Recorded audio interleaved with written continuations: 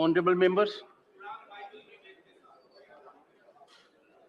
I take the opportunity to wish birthday greetings to Honorable Member of Parliament, Dr. Anil Sukhdev Rao Monde. Thank you. He is a member of Rajya Sabha since July 2022, an MD in medicine from Nagpur University. He is doctor by profession and an agriculturist by passion. Dr. Bonde has been a member of Maharashtra Legislative Assembly for 2 terms and has served as Agriculture Minister in State Government of Maharashtra. He is married to Dr. Vasudha Bonde and the couple is blessed with son Kunal and daughter Manali. On my and your behalf, I wish him a long, healthy and happy life and extend our greetings to his family and friends.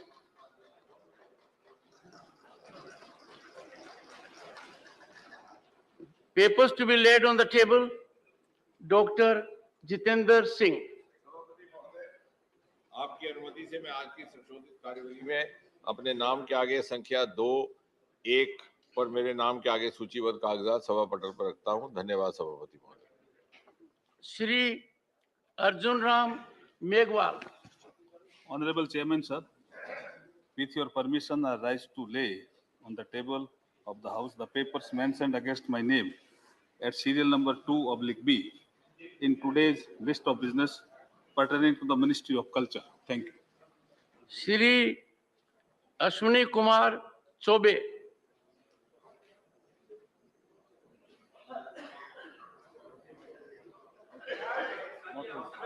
Not present.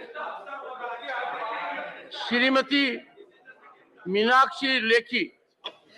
Sir, Chairman, sir, with your kind permission, I rise to lay on the table of the House papers mentioned against my name at serial number 2D in today's revised list of business. Shri Rameshwar Teli. महोदय, मैं आपकी अनुमति से आज के संशोधित कार्यसूची में मेरे नाम के सामने क्रम संख्या 2E पर वर्णित दस्तावेज सदन के पटल पर रखता हूं। Dr. L. Murugan.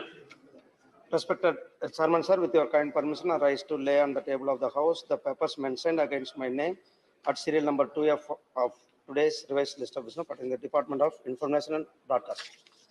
Shri Nishit Pramanik. महोदय, आपकी अनुमति से आज की कार्य संचालन की संशोधित सूची की क्रमांक नंबर 7 की मेरे नाम के आगे दर्शाए गए दस्तावेज को सभा पटल पर रखता हूं।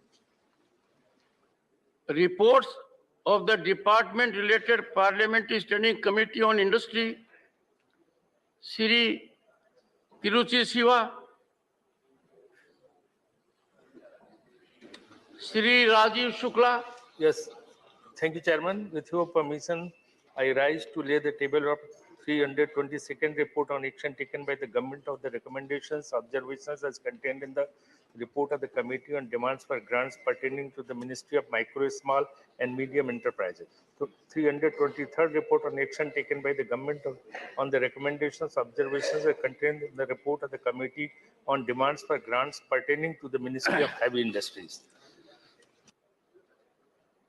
Report of the Department related Parliamentary Standing Committee on Personnel, Public Grievances, Law and Justice, Shri Sushil Kumar Modi. महोदय, मैं भारत सरकार के भर्ती संगठनों के कार्यक्रम की समीक्षा विषय के संबंध में विभाग संबंधित कार्मिक लोक शिकायत विधि और न्याय संबंधी संसदीय स्थायी समिति का 131वां प्रतिवेदन हिंदी और अंग्रेजी में प्रस्तुत करता हूं। Reports of the Department related Parliamentary Standing Committee on Consumer Affairs, Food and Public Distribution, Shri Satish Chandra Dubey. मैं आज कार्यसूची में मेरा नाम के सम्मुख यथा सूचीबद्ध उपभोक्ता मामले, खाद्य और सार्वजनिक वितरण संबंधित अस्थायी समिति का 27वां, 28वां, 29वां और 30वां प्रतिवेदन हिंदी और अंग्रेजी संस्करण में सभा पटल पर रखता हूं। Report of the Department related Parliamentary Standing Committee on Housing and Urban Affairs, Dr. K. Lakshman.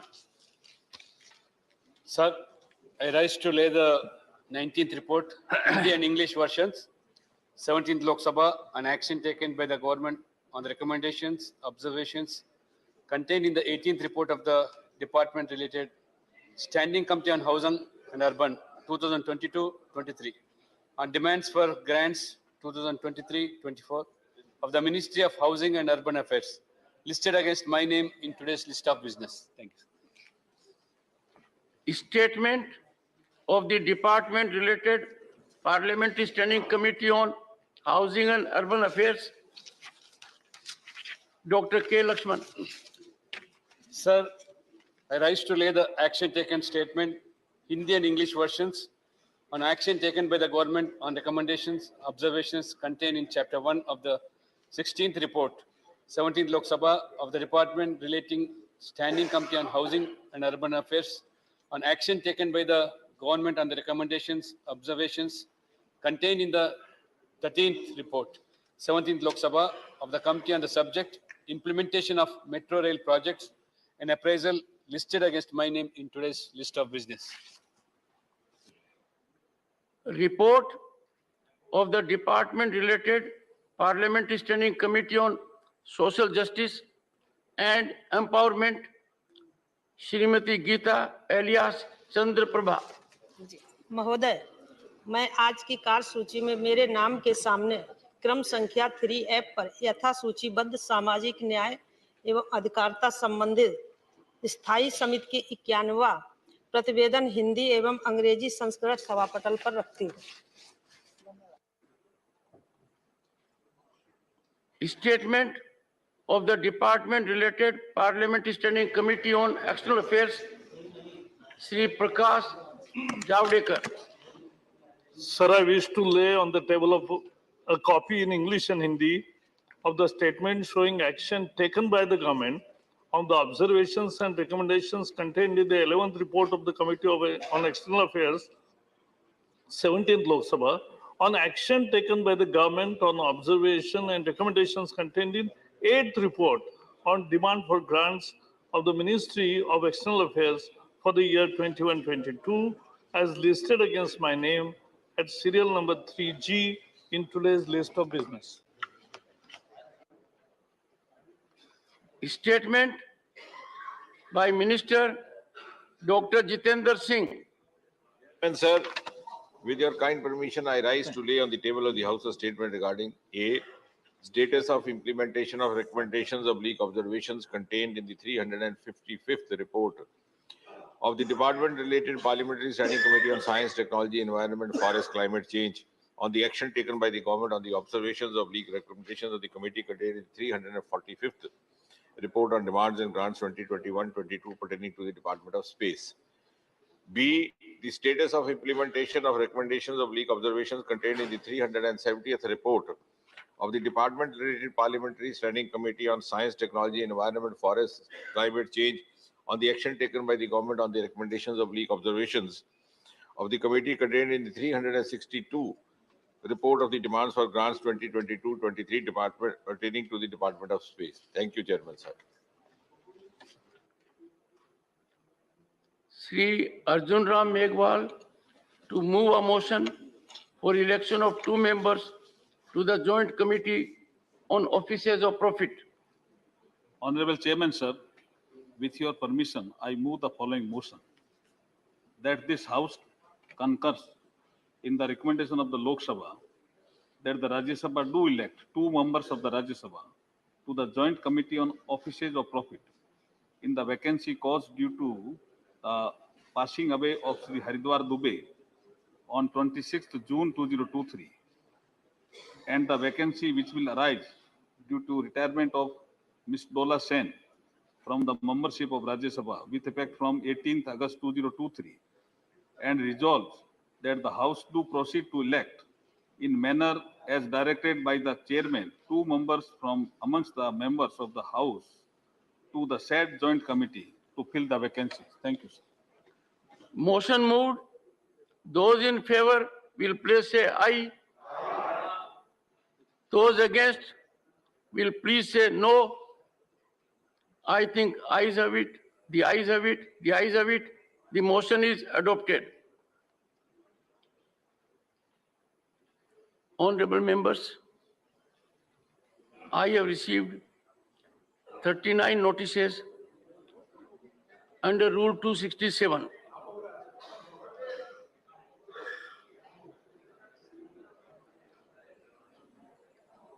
Honorable members, 37 of the honorable members have focused on issues related to Manipur. One honorable member seeks discussion on situation in Manipur and Haryana, and the other one seeks discussion on demand for discussion on reservation for women in legislative bodies. Honorable members, I have also received notice from Sri P. Wilson, but as a matter of fact, that was given by him while the House was in session yesterday. And 267 can be entertained only after the House is adjourned until 10 a.m. the next day. Honorable members, I would only reiterate my stance that on account of the procedural mechanism indicated by me, I am unable to persuade myself to agree to these notices. Yes. Sir, we fully understand what you have said, sir, that the procedural matter means that 267, our emergency notices which have given, you're looking at some other sections of the rules. Sir, without getting into the procedural and into the nitty-gritty, even though we do believe, sir, 267 supersedes all other rules. That's the day. So all the 267 notices you've received today supersedes any other 176 notice. But that's not the issue, sir. The issue is the people of this country want to hear us on Manipur. We as an opposition, all of us, including our respected leader, sir, we want this discussion on Manipur. We are not here to show ego or arrogance. Sir, 1 minute. Sir, 1 minute. Listen to him. Sir, 1 minute. Listen to him. Sir, I will appeal through you to the leader of the House. I will appeal through you to the leader of the House. Manipur, sir, needs care, needs healing, needs to listen to the voice of consolation. Your point. I will appeal to you, to the leader of the House. Let us find a solution. Let us find a solution, because this logjam is helping nobody. We will suggest through you, sir, Manipur has to be discussed for 6 hours, for 8 hours. Let us discuss it in a spirit of one nation. This is not one state, sir. We are very serious about this. Honorable member, please take your seat. Our leader of the opposition, Derek, sir, this is what you made your point. You made it. So we come to you, sir, with this You spirit. made it. Please. And I appeal through you, sir, Okay. to the leader of the House. There is a very simple way. No more. Nothing will go on record now. There is a very simple. No, nothing will go on record now. Please take your seat. Honorable members. No, before that. Honorable members. Honorable member. One second. One second. No. Honorable members. The honorable member has raised a very valid point. And as a matter of fact, it is very wholesome. It is a reminder to all of us that we must get into way forward stance, because discussion on Manipur is imperative, and in the heart of hearts, everyone wants it. Let me remind you, at the very first instance, I conceded to the notice under Rule 176, and the government very promptly agreed for a discussion. I had fixed, in consultation with the leader of Council of States, date and time. Supplementary list of business was drawn. I had indicated from this chair that 2.5 hour short duration discussion time limit will not apply. I had indicated to everyone that I will allocate as much time as all segments of the House need to avail for making an input. That opportunity did not fructify. I do not wish to engage into blame game. We in this House have to set an example even for every theater of legislature in the country. So in a sense, I'm happy that an honorable member of this House has focused on a very substantive aspect, that we need to discuss, debate, engage into dialogue on Manipur. I take note of various hands that are being raised. Friends, honorable members, this is not an occasion to replicate an input. The core issue is known. Let me get input from leader of the House. Please. Honorable Chairman, sir, Manipur has always been a very sensitive issue for all sections of this House. The government has been very proactive in its actions, and right from the day one, we have been requesting the chair, requesting all the honorable members through you, sir, that we must have a wholesome debate on this subject. We must send out a message appealing for peace. We must, all of us collectively, work towards peace and stability and bring back that healing touch to Manipur. Government has taken every initiative possible on every occasion to appeal to all sections of the House to discuss this issue. I am indeed grateful to my fellow Member of Parliament and senior leader of the All India Trinamool Congress for showing this readiness to have a debate in this House. Also, we believe that we must run the House in a proper, orderly manner. Ultimately, we cannot have a situation where we have a discussion, but yet we continue to disturb the House. We cannot have a situation where when the Honorable Home Minister rises to give his response to this very sensitive issue and lay down the context and the actions that were taken. I think if we are all agreeable that there should be a discussion on Manipur, the government will be very happy. I will take the convenience of the Honorable Home Minister when he'll be able to present, to discuss in the House. We only have, as the business is listed, we'll have to see when that date can be slotted in. But I can assure you, sir, that this government from day one has been keen for a debate on Manipur. We stand with the people of Manipur. We believe that a good debate is in the interests of all sections of society and the country.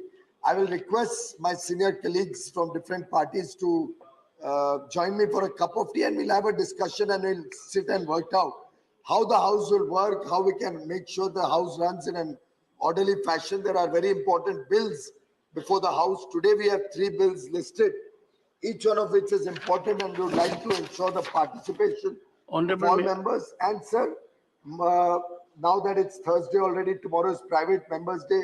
Friday, Monday we'll have the business that is being passed in the Lok Sabha today coming before the House. If we can have a healthy discussion, if we can debate, have a dialogue, and may the may the best course of action prevail. If we can continue to work in an orderly fashion in the next few days, I think that will give a very good message to the country, and the past can be behind us. Let's look to the future with positivity. Honorable Thank you, sir. members, there is always going to be different point of view. One side may think all is being done. The other side may think much is required to be done. In this house, to exemplify our maturity and statesman approach, let us lend our ears to the other point of view also. Maybe the other point of view receives real consideration. Often it is seen it may be the right one. On this issue, I would not like to get further input. I will invite floor leaders in my chamber at 1 p.m. today, and the chair will accommodate a discussion on Manipur issues irrespective of time constraint and irrespective of other constraints. I now take up the next business. Leaders. Order, sir, please. What is Not your, on that issue, sir. okay. I'm on a different point. Okay. So on the first What of is your August- point of order, sir? I shall, sir. 258, sir. Huh? What is the point of order? So on the 1st of August, you rejected all the 267 notices, saying that they do not On? confirm on the 1st of August. No, sir. Earlier also. Sir, Rollbacks. you repeated again, sir, on that day also, that the notices do not fall under, follow the conform, are not in conformity with the rules and your observations. You earlier referred to that, sir, and after that I very meticulously drafted my notice, sir. So I have asked for a clarification in what respect our notices do not fall under the observations of you, sir, so that our future notices will be in a proper form, so that this technical factor need not stand in the way of a very important You see, issue. very important, sir. Sir, you are a very senior member, and any communication to the chair from any honorable member is read by me very carefully. It is analyzed. I have read your communication. One second. Second. I have read your communication. It is very well worded. We have discussed it personally also on 2 occasions. And we have discussed it at 1 occasion at Uprashtapati Niwas also. I would urge you, sir, to go through my ruling. I have indicated with clarity from my perspective that these are the conditions which a notice under Rule 167 must satisfy before it is considered at my end. And one of the conditions is that the honorable member must spell out with clarity that under the rules, there is no other mechanism where under the issue can be raised. Now, coming to Manipur, on the same day, from the same honorable member, I have a notice under 176 and a notice under 267. Now, can there be greater contradiction that a member is giving notice under 267 and also 176 on the same point? In any case, without taking time of this August House, I would again interact with you and try to reason out. Otherwise, we'll seek assistance of legal luminaries who are present in the House and get a way out. If something is required to be revisited at my end, I will always do that. I have done it on 2 occasions earlier. 1 second. No, you take your seat, sir. Sir, on the ecosystem that fortunately has evolved, we would want your guidance on that. One second. Say, sir, always. Sir, I have to look at you. दो. One is always drawn to the power center. Please. नहीं, मैं जब हमेशा मुझे आप उठाते हैं तो 2 सेकंड में फिर बिठाते हैं, तो ये बड़ा बार बार ऐसा हो रहा है, ये क्यों हो रहा मुझे मालूम नहीं, लेकिन अब एक सभी मिलके वाया मीडिया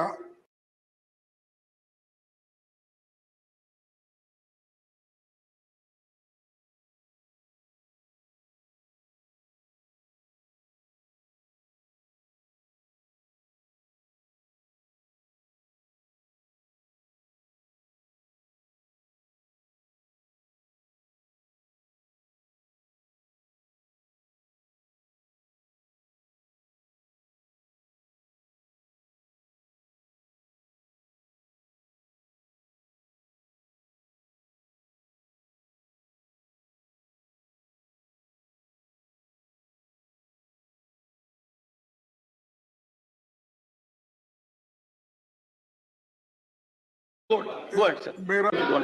मेरे लिए बार बार ऐसा हो रहा है, ये क्यों हो रहा मुझे मालूम नहीं, लेकिन अब एक सभी मिलके वाया मीडिया एक रास्ता निकालने के लिए आपने कहा है, और दूसरे हमारे पार्टी के, इंडिया पार्टी के जितने भी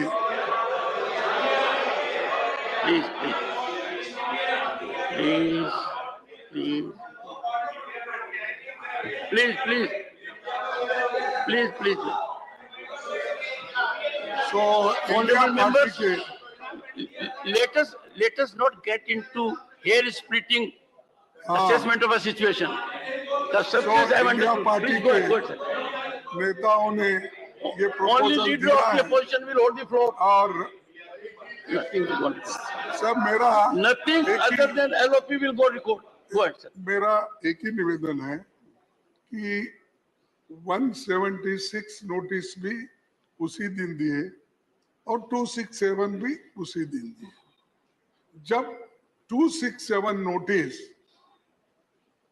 जो है, ये सभी जितना भी बिजनेस है उसको अलग रख के 267 को प्रायोरिटी देना चाहिए। यही पहले भी प्रेसिडेंट था और आज भी वो प्रचलित है, लेकिन मुझे समझ में नहीं आ रहा ये प्रेस्टीज इशू क्यों बन गया। 267 में एक हमको कहने के लिए तो मौका मिलता है, और आपने ये भी कहा कि उसको एडमिट करने के लिए कारण होना चाहिए, तो हमने कारण तो बताया। मैंने तो आपसे कल ही विनंती की, आप जरा गुस्से में थे शायद, आपको Sir, I am a married man for more than 45 years. मैं कभी गुस्सा नहीं करता सर। Trust me. नहीं साहब, कभी गुस्सा नहीं करता। मैंने चंद लोग And Mr. Chidambaram, a very distinguished senior advocate, will know. As senior advocates, we have no right to show our anger, at least to the authority. You are an authority, sir. गुस्सा नहीं करता। इसको modify कर दो sir थोड़ा। नहीं गुस्सा नहीं करते। थोड़ा सा modification। हाँ, थोड़ा सा modification। नहीं, आप गुस्सा नहीं करते, दिखाते नहीं, लेकिन बराबर अंदर से करते हो। लेकिन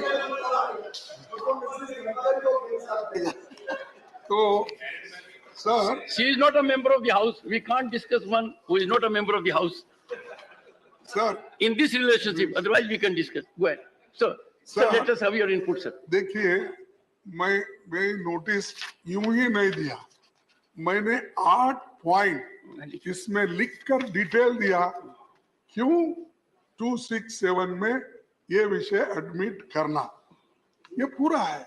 लेकिन आप बार बार ये कह रहे हैं कि कोई कारण नहीं 267 में लेने के लिए, तो ये प्रेस्टीज इश्यू बन गया। अब हम इसको रोज उठा रहे, उधर से रोज सजेशन हो रहा नहीं। मेरा सजेशन यही है कि आप 1 बजे इसके लिए अपने चेंबर में बुला रहे हैं, तब तक आप हाउस एडजर्न करिए और हम बैठकर 1 बजे तो फिर यहाँ पर आएंगे, फिर वो समस्या को सुलझाकर हम यहाँ पर बैठेंगे। ये मेरा विनंती है आपसे। Thank you. Thank you. Honorable members. Sir अच्छा, ये बड़ा अरे छोटी सी आप छोटा सा सजेशन भी नहीं मानते, नहीं, प्राइम मिनिस्टर यहाँ आने दो बोले तो वो भी नहीं मानते, I will listen और to you. प्राइम मिनिस्टर को आप इतना डिफेंड कर रहे, इतना डिफेंड कर रहे, मुझे समझ में ही नहीं आ रहा।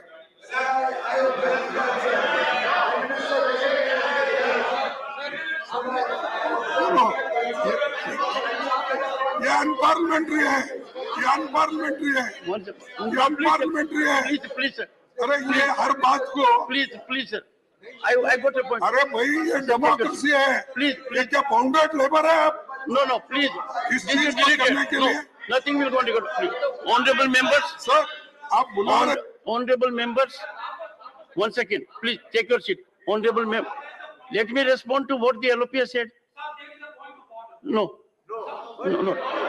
Honorable members, we must always be alive. Would you please take your seat? Then take. Nothing will go on record. Take your seat. Sorry. Don't disrupt the house. Honorable members,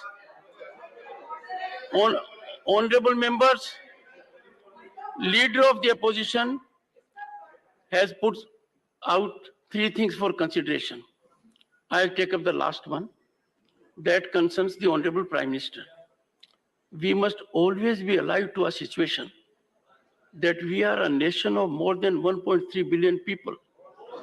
We are a democracy, most functional, vibrant, globally recognized. India is the only democratic nation in the world that has constitutional democracy at the village level, at Panchayat Samiti level, at Jila Parishad level, apart from state and there. If our Prime Minister is not required to be defended by me, he has come to be recognized on global platforms, Senate and Congress in the US. Imagine the kind of response. Every Indian should be proud. We must be proud of it. No, you cannot have an approach. Why are you shirking from the hard reality? India is rising as never before. The rise is unstoppable. It is on account of all of us. Everyone has contributed to it. Such a global recognition. I am not required to defend anyone. The Prime Minister, honorable members, after 3 decades of coalition governance under the leadership of the Prime Minister, you had 2014, you had 2019 electoral results. I am not required to defend anyone. If I am required to defend anyone, I am not required to defend right, I am not required to defend left, I am required to defend Constitution. I am required to defend your rights. Therefore, such an observation coming from leader of opposition is not very wholesome. We cannot have it, you see. We must be proud of our government, proud of our citizens, proud of our developments. Honorable members, where are we heading? Political stance, you are entitled. I am not a stakeholder in politics. Once again, I am not a stakeholder in politics.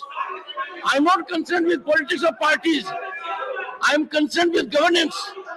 I am concerned with growth of the country. No.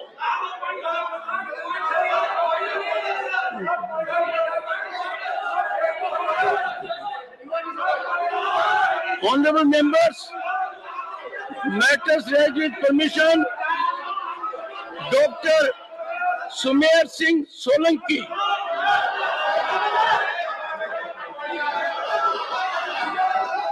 Dr. Sumer Singh Solanki.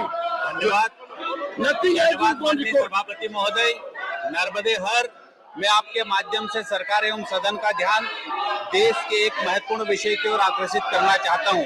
माननीय सभापति महोदय, देश भर में borewell और tubewell के खुले गड्ढों में गिरने से न जाने कितनी ही मासूम जिंदगियां की किलकारियां हमेशा काटोपत्ती गांव में बोरवेल में गिरे 2 वर्षीय बालक सुजीत को भी एनडीआरएफ और एसडीआरएफ की टीमों की हर मुमकिन कोशिशों के बाद भी नहीं बचाया जा सका।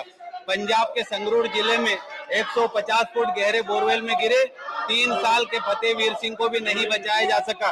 माननीय सभापति महोदय, विगत वर्ष उत्तर प्रदेश के बुलंदशहर में वाराणसी के पिंडारा में भी ऐसी घटनाएं घटित हुई, जिसमें 6 साल की मासूम बच्ची 13 वर्षीय अनिकेत यादव की भी मौत हो गई।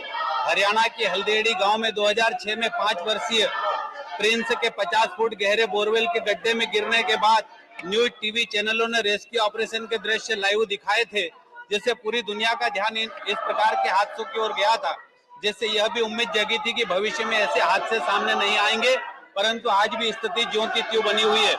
माननीय सभापति महोदय, नेशनल क्राइम रिकॉर्ड्स ब्यूरो की 2015 की रिपोर्ट के अनुसार साल 2014 में देश में जहां बोरवेल में गिरने वाले बच्चों की संख्या 48 थी, वहीं 2015 में बढ़कर 71 हो गई। तमिलनाडु के बारे में 2014 में एक फैक्ट फाइंडिंग टीम ने गृह मंत्रालय को सूचित किया था कि इस राज्य में 2010 से 2012 के बीच 561 बच्चे बोरवेल में गिरे थे, जो कि अब यह आंकड़ा हजारों में पहुंच गया है। माननीय सभापति महोदय, 2006 में हरियाणा के प्रिंस बोरवेल में से निकालने के बाद 2015 तक 16,000 से अधिक व्यक्ति, महिलाएं और बच्चे खुले गड्ढे में गिरने से उनकी मौत हो चुकी है। तमाम बचाव कार्यों में करोड़ों रुपए खर्च होते हैं। ऐसे भयावह हादसों को देखते हुए 2010 में सुप्रीम कोर्ट ने भी बोरवेल के रखरखाव संबंधी निर्देश जारी किए थे। माननीय सभापति महोदय, सवाल यह भी है कि आखिरकार इस प्रकार के हादसों को रोकने के लिए कोई कड़े कदम उठाने की आवश्यकता है।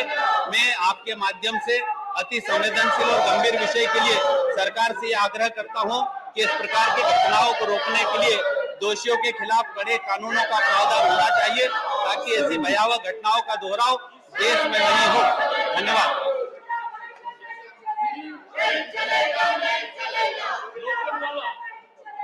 श्री जुगल सिंह लोखंडवाला। Yes sir. धन्यवाद माननीय महोदय, आपने एक भारत की गौरव की बात मैं आज करने वाला हूं आपके सामने। आज भारत ने एक बहुत बड़ा रिकॉर्ड, जो 31 जुलाई तक इनकम टैक्स रिटर्न भरने की आखिरी तारीख थी, उसके अंदर 6.8 करोड़ इनकम टैक्स फाइल किए गए। ये रिकॉर्ड पिछले वर्ष के मुकाबले 17% ज्यादा है। इसके लिए मैं माननीय प्रधानमंत्री नरेंद्र मोदी जी और माननीय वित्त मंत्री निर्मला सीतारमण जी को बहुत बहुत अभिनंदन करता हूं और साथ में साधुवाद करता हूं। इसके साथ इनकम टैक्स विभाग के सभी कर्मचारी, सभी टैक्स कंसल्टेंट, चार्टर अकाउंटेंट और सभी टैक्स पेयर जो है, उनको बहुत बहुत अभिनंदन करता हूं। साथ में माननीय महोदय, डिजिटल इंडिया के सपने को हमारे आदरणीय प्रधानमंत्री श्री नरेंद्र मोदी जी ने जिस मेहनत के साथ आगे बढ़ाया, उसके साकार किए इस देश के लिए एक मिसाल है।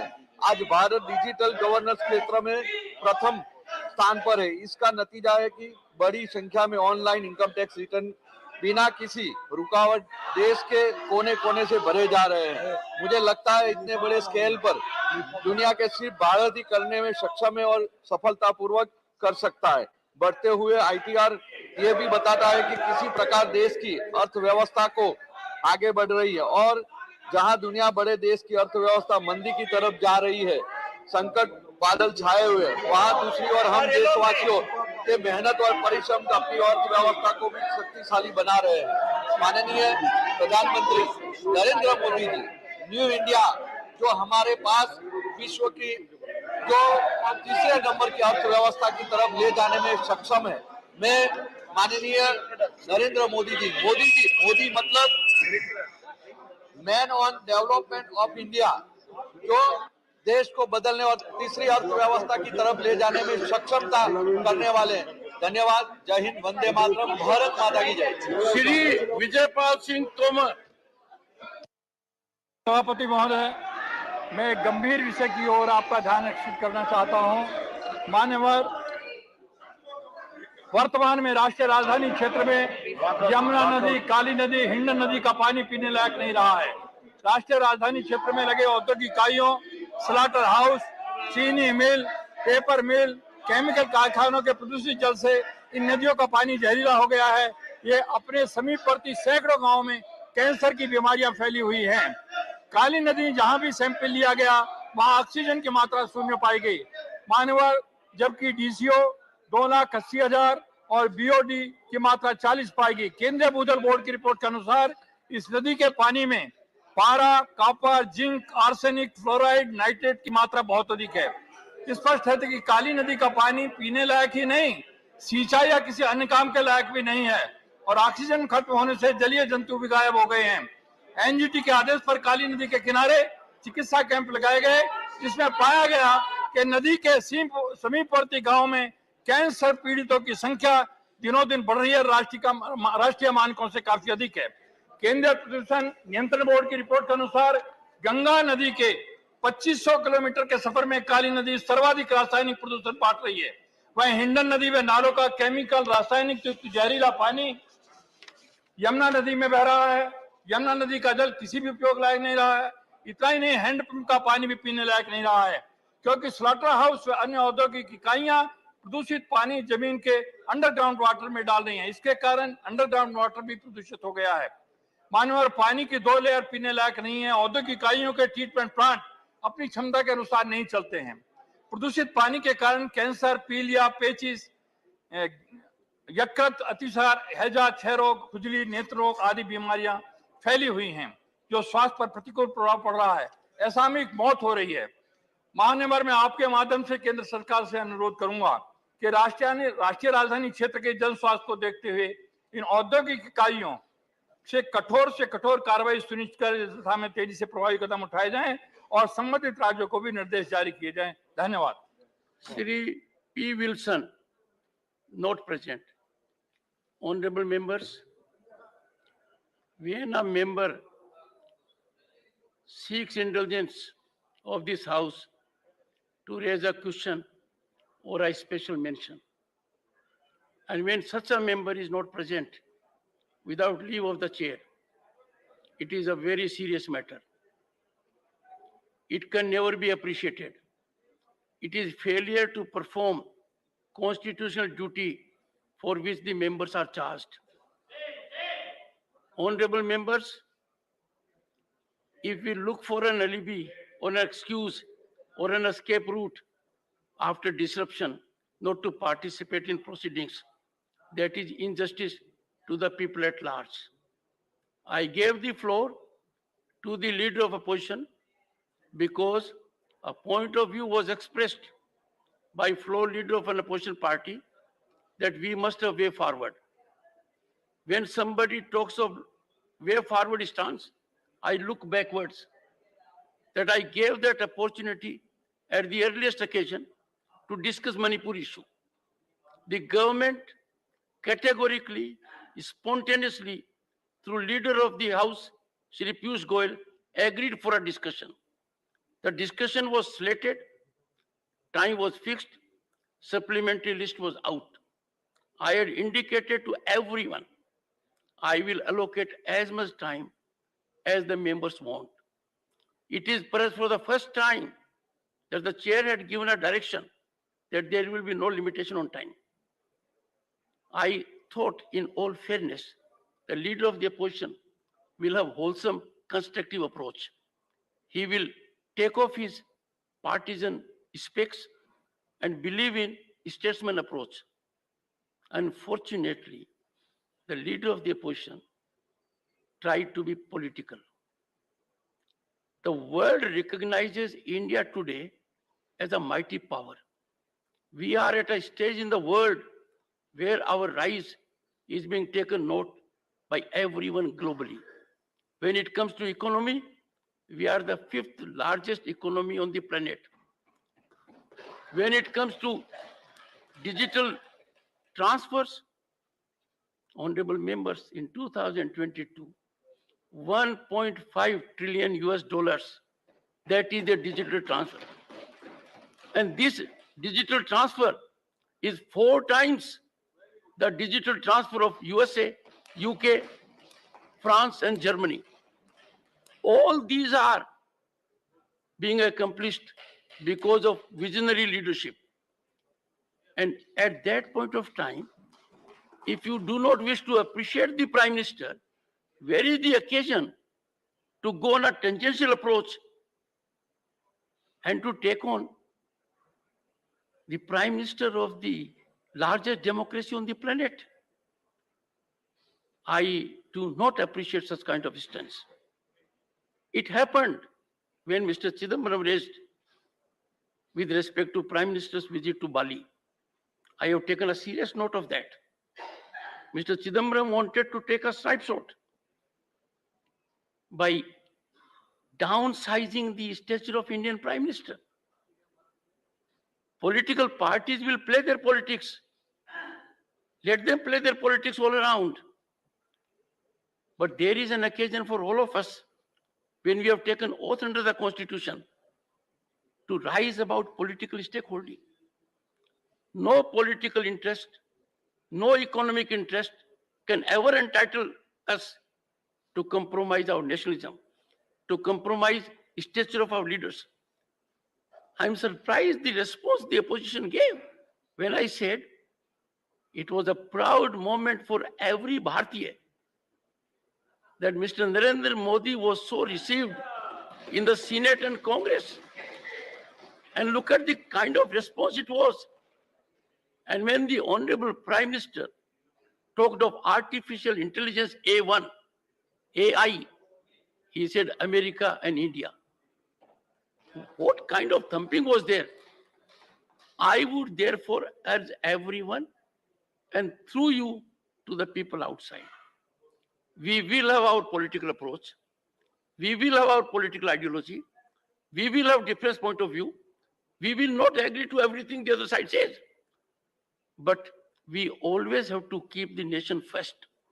We have to believe in our nationalism, and we cannot allow people to taint, tarnish, demean, run down our constitutional institutions, the institution of the Prime Minister. I fail to understand how anyone can have that kind of political appetite as not to digest the ground reality and hard facts. I would therefore again call upon you, please reach out to your friends on the other side. If they walk out of the house, it is political optics. But they must reflect, introspect, and think. They are not walking out from the house. They are walking out from their duties. They are walking out from their constitutional obligations. They are walking out because they don't want to be partner in the growth of the country. Every question that is put can put the government on the mat.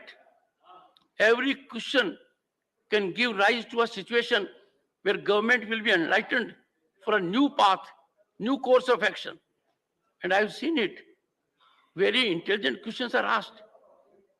The questions and the supplementaries, many of you are here. They enlighten the government. They enlighten the minister. And ultimately they go and converge into a policy. So please, it is my plea with you, my impassioned plea with you with folded hands. Reach out to your friends. Make it a point that at least one of you will reach out to friends on the other side. I hope you do it. Honorable members, Dr. Radha Mohan Das Agarwal. माननीय सभापति महोदय, भाषा सिर्फ शब्दों और संवाद नहीं, भावनाओं का और संस्कृति और सभ्यता का प्रतिमान होता है। मैं आज पश्चिमी बिहार, पूर्वी उत्तर प्रदेश, पश्चिमी झारखंड, मध्य प्रदेश और छत्तीसगढ़ तथा नेपाल की तलाई में बोली जाने वाली एक भाषा जो दुनिया की सबसे मीठी भाषाओं में शामिल होती है, जिसे नेपाल, फिजी और मॉरिशस में राष्ट्रीय संवैधानिक भाषा के रूप में मान्यता दी गई है, जिसके बोले जाने वाले 2011 के आंकड़ों के हिसाब से भारत में आज 6 करोड़ हैं और पूरी दुनिया में 20 करोड़ लोग हैं। आज मैं उस भाषा को और उस भाषाभाषी इन क्षेत्र के नागरिकों की पीड़ा को प्रतिनिधि होने के नाते आपके बीच में रख रहा हूँ। महोदय, उत्तर प्रदेश के बलिया, वाराणसी, चंदौली, गोरखपुर, महाराजगंज, गाजीपुर, मिर्जापुर, मऊ, जौनपुर, बस्ती, संत कबीर नगर, सिद्धार्थ नगर और आजमगढ़, बिहार के बक्सर, सारण, सिवान, गोपालगंज, पूर्वी चंपारण, पश्चिमी चंपारण, वैशाली, भोजपुर, रोहतास, बक्सर और भभुआ, झारखंड के पलामू और गढ़वा, और इसके अलावा नेपाल का एक बहुत बड़ा हिस्सा और दुनिया के 40 देश। ये एक ऐसी भाषा है जिसको बोलने का काम यहाँ के लोग करते हैं।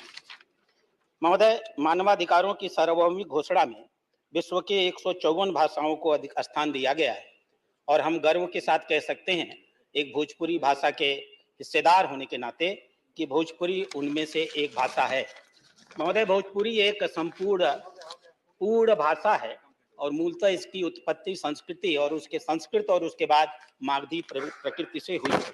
महोदय, मैं आपकी जानकारी में लाना चाहूँगा कि जो भाषाएं आज 8वीं शेड्यूल में शामिल हुई हैं, गुजराती के बोलने वाले 5 करोड़ 50 लाख, उर्दू के बोलने वाले 5 करोड़ 7 लाख, भोजपुरी के बोलने वाले 5 करोड़ 5 लाख, कन्नड़ के बोलने वाले 4 करोड़ 35 लाख, मलयालम के बोलने वाले 3 करोड़ 27 लाख, उड़िया के बोलने वाले 3 करोड़ 40 लाख, पंजाबी के बोलने वाले 3 करोड़ 11 लाख, राजस्थानी के बोलने वाले 2 करोड़ 58 लाख, छत्तीसगढ़ी के बोलने वाले 1 करोड़ 62 लाख, आसामी के बोलने वाले 1 करोड़ 48 लाख, मैथिली जो भोजपुरी की एक बहन भाषा है उसके बोलने वाले 1 करोड़ 33 लाख, संथाली के बोलने वाले 69 लाख 73 हजार, काश्मीरी के बोलने वाले 65 लाख 54 हजार, सिंधी के बोलने वाले 37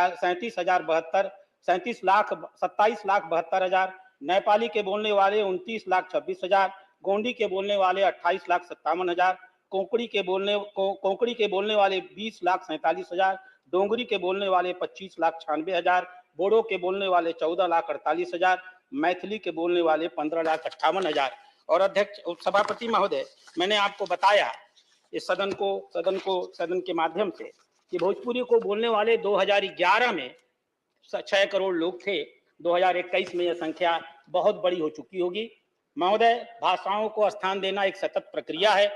1967 में सिंधी जोड़ी गई, 1992 में कोंकणी, मैथिली और नेपाली जोड़ी गई, 2004 में बोडो, डोगरी और मैथिली जोड़ी गई। मेरा आग्रह है। Conclude.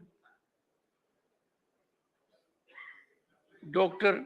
John Britas, not present. Shri Prakash Javadekar. Sir, मैं एक महत्वपूर्ण मुद्दा उठाना चाहता हूँ। Read the script. Prakash ji, you are fully aware of the procedure. Read it. नहीं, ये spell out the special mention है। Put it in a capsule form. Put it in a capsule form. अच्छा।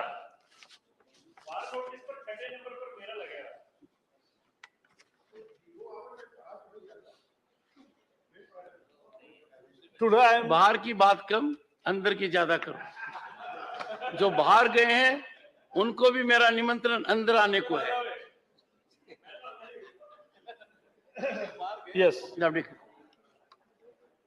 आज देश में कुछ शक्तियां ऐसा प्रयास कर रही है कि देश की शांति, सद्भाव और सामाजिक सौहार्द को ठेस लगे, और ऐसे प्रयास जगह जगह दिखने को मिल रहे हैं। और इसलिए जैसा आपने अभी कहा, भारत की तरक्की को तो जैसे कुछ लोग पसंद नहीं करते तो इस तरह का माहौल बनाते हैं। एक उदाहरण अभी हमने देखा है 2 दिन से, लेकिन बड़ा उदाहरण मैंने केरल का है, लेकिन महत्वपूर्ण है। एक पॉलिटिकल पार्टी की यूथ विंग एक प्रोसेशन निकालती है और प्रोसेशन में क्या नारे देते हैं? You won't chant Ramayana, will hang you in your temples and will burn you alive. अब इस तरह के नारे, ये बहुत ही दुर्भाग्यपूर्ण है। और सबसे दुर्भाग्यपूर्ण है कि ऐसे नारे लगाने वालों पर कोई कार्रवाई नहीं हुई है। राज्य सरकार ने संज्ञान नहीं लिया। वो जो पॉलिटिकल पार्टी है उन्होंने कहा कि जिसने नारे लगाए उसको हमने सस्पेंड किया है। मैं समझ नहीं रहा हूं, 300 कार्यकर्ता उसमें है, 300 कार्यकर्ता जला देंगे बोल रहे हैं, उन पर कोई कार्रवाई नहीं, जेल में डाला पार्टी द्वारा भी। और ये इतना भयंकर आज केरल का पूरा माहौल बिगाड़ने का और देश का माहौल बिगाड़ने के जो प्रयास हो रहे हैं, ऐसा ही एक प्रयास है। मुझे तो लगता है कि सुप्रीम कोर्ट को भी स्वयं संज्ञान लेना चाहिए, क्योंकि सुप्रीम कोर्ट अभी अनेक चीजों का स्वयं संज्ञान लेती है, तो इससे ज्यादा और गंभीर क्या होगा? दो मजहबी फॉलोअर्स में वैमनस्य पैदा करना, ये देश के एकता को चैलेंज है, एकात्मता को चैलेंज है। इसमें निश्चित कार्रवाई हो, यही मेरी मांग है। श्री रामचंद्र जांगड़ा। मैं सदन का ध्यान एक गंभीर विषय की तरफ आकर्षित करना चाहता हूं। मानव राजस्थान से निकली हुई गाड़ियां लोहार एक जाति है। कहते हैं कि ये लोग महाराणा प्रताप की सेना में हथियार बनाने का काम करते थे, लेकिन महाराणा प्रताप के बलिदान के बाद इन्होंने इस कसम के साथ मातृभूमि छोड़ दी कि जब तक मेवाड़ पर स्वराज्य स्थापित नहीं होगा तब तक घरों को नहीं लौटेंगे। इतिहास मान्यवर कुछ भी हो, लेकिन ये सच्चाई है कि लोहे के औजार या उपकरण बनाने में इनका कोई मुकाबला नहीं है। ये महीन से महीन लोहे का उपकरण भी बिना किसी आधुनिक मशीन और औजार के बनाने की दक्षता रखते हैं। मान्यवर कुछ दशक पहले ये लोग किसी भी गांव या शहर के पास अपना काफिला रोक के वहां पर रोजाना काम में आने वाले उपकरणों को गलियों में फेरी लगाकर बेचते थे तथा बदले में अनाज और बैलों के लिए चारा लेते थे। अनाज का कुछ हिस्सा बेचकर ये दाल रोटी और कपड़ा लेकर उसका अपना गुजारा करते थे, लेकिन मशीनी युग ने इसके रोजगार को छीन लिया और आज ये स्वाभिमानी जाति भीख मांगने के लिए मजबूर है। मैं राष्ट्रीय राजधानी में ही इनकी तस्वीर दिखाई दे सकती है। जैसे ही हरियाणा से दिल्ली में आते हैं तो सड़क के किनारे गंदगी के बीच में ये अपना काम करते हैं, वहीं झोपड़ियों के अंदर रहते हैं। किसी भी आदमी का रोंगटा खड़ा करने के लिए कोई भी संवेदनशील आदमी इनकी बात को समझ सकता है। मान्यवर, मैं एक सुझाव है मेरा सरकार को, राज्यों में घुमंतु कल्याण बोर्ड तो है, लेकिन इनका प्रधानमंत्री आवास योजना का लाभ इनको नहीं दिया गया है।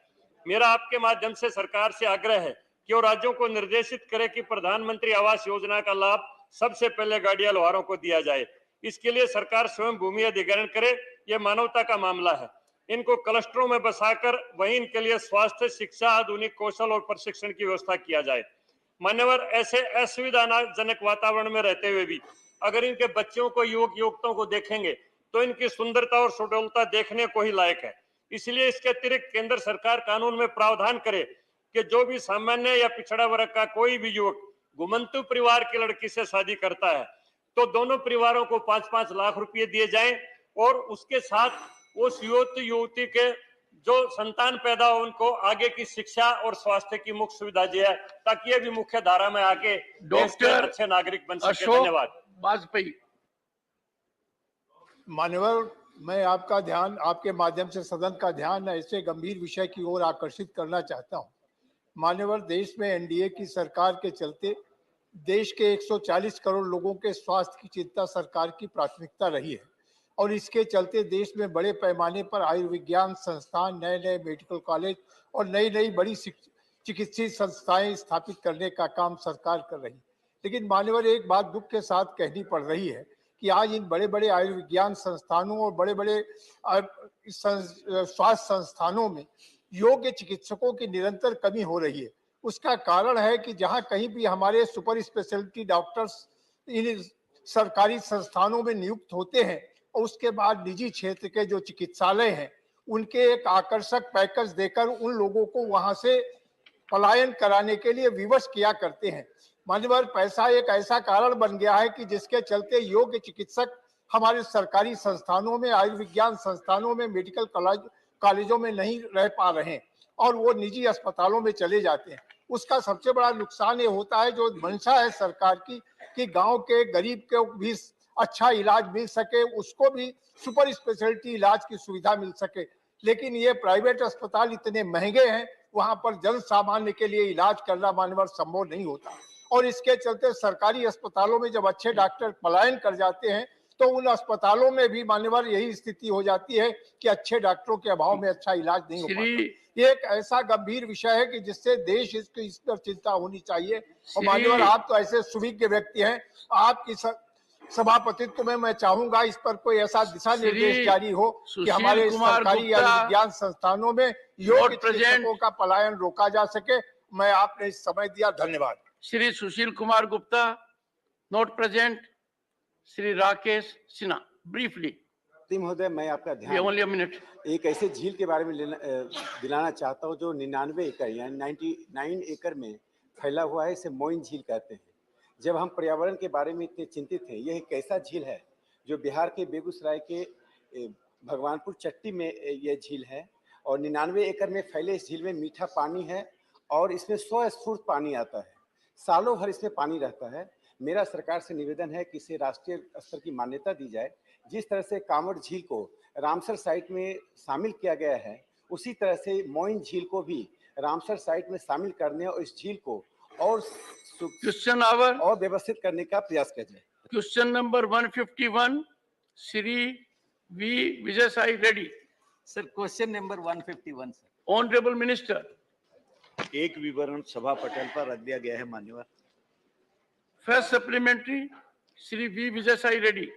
Sir, the earlier chairman of Visakhapatnam Port Trust is on the record saying that the cruise terminal building and cruise berth would be operational by April 2003. But so far, now we are in the month of July, August, and so far the operations have not been started and the terminal building is not ready and it is not ready for inauguration, sir. And I would like to know in the last para of the reply that has been given by the minister that it would be in inauguration after completion of all the major components. The major components are Question, sir. That's all. Major components are cruise berth construction, cruise terminal building, structural works, which are yet to be completed. Honorable Minister. What is the minister's time? Honorable Minister.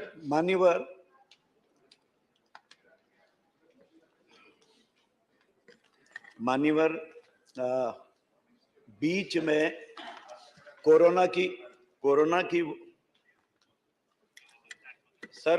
की वजह से थोड़ा सा विलंब जरूर आया है।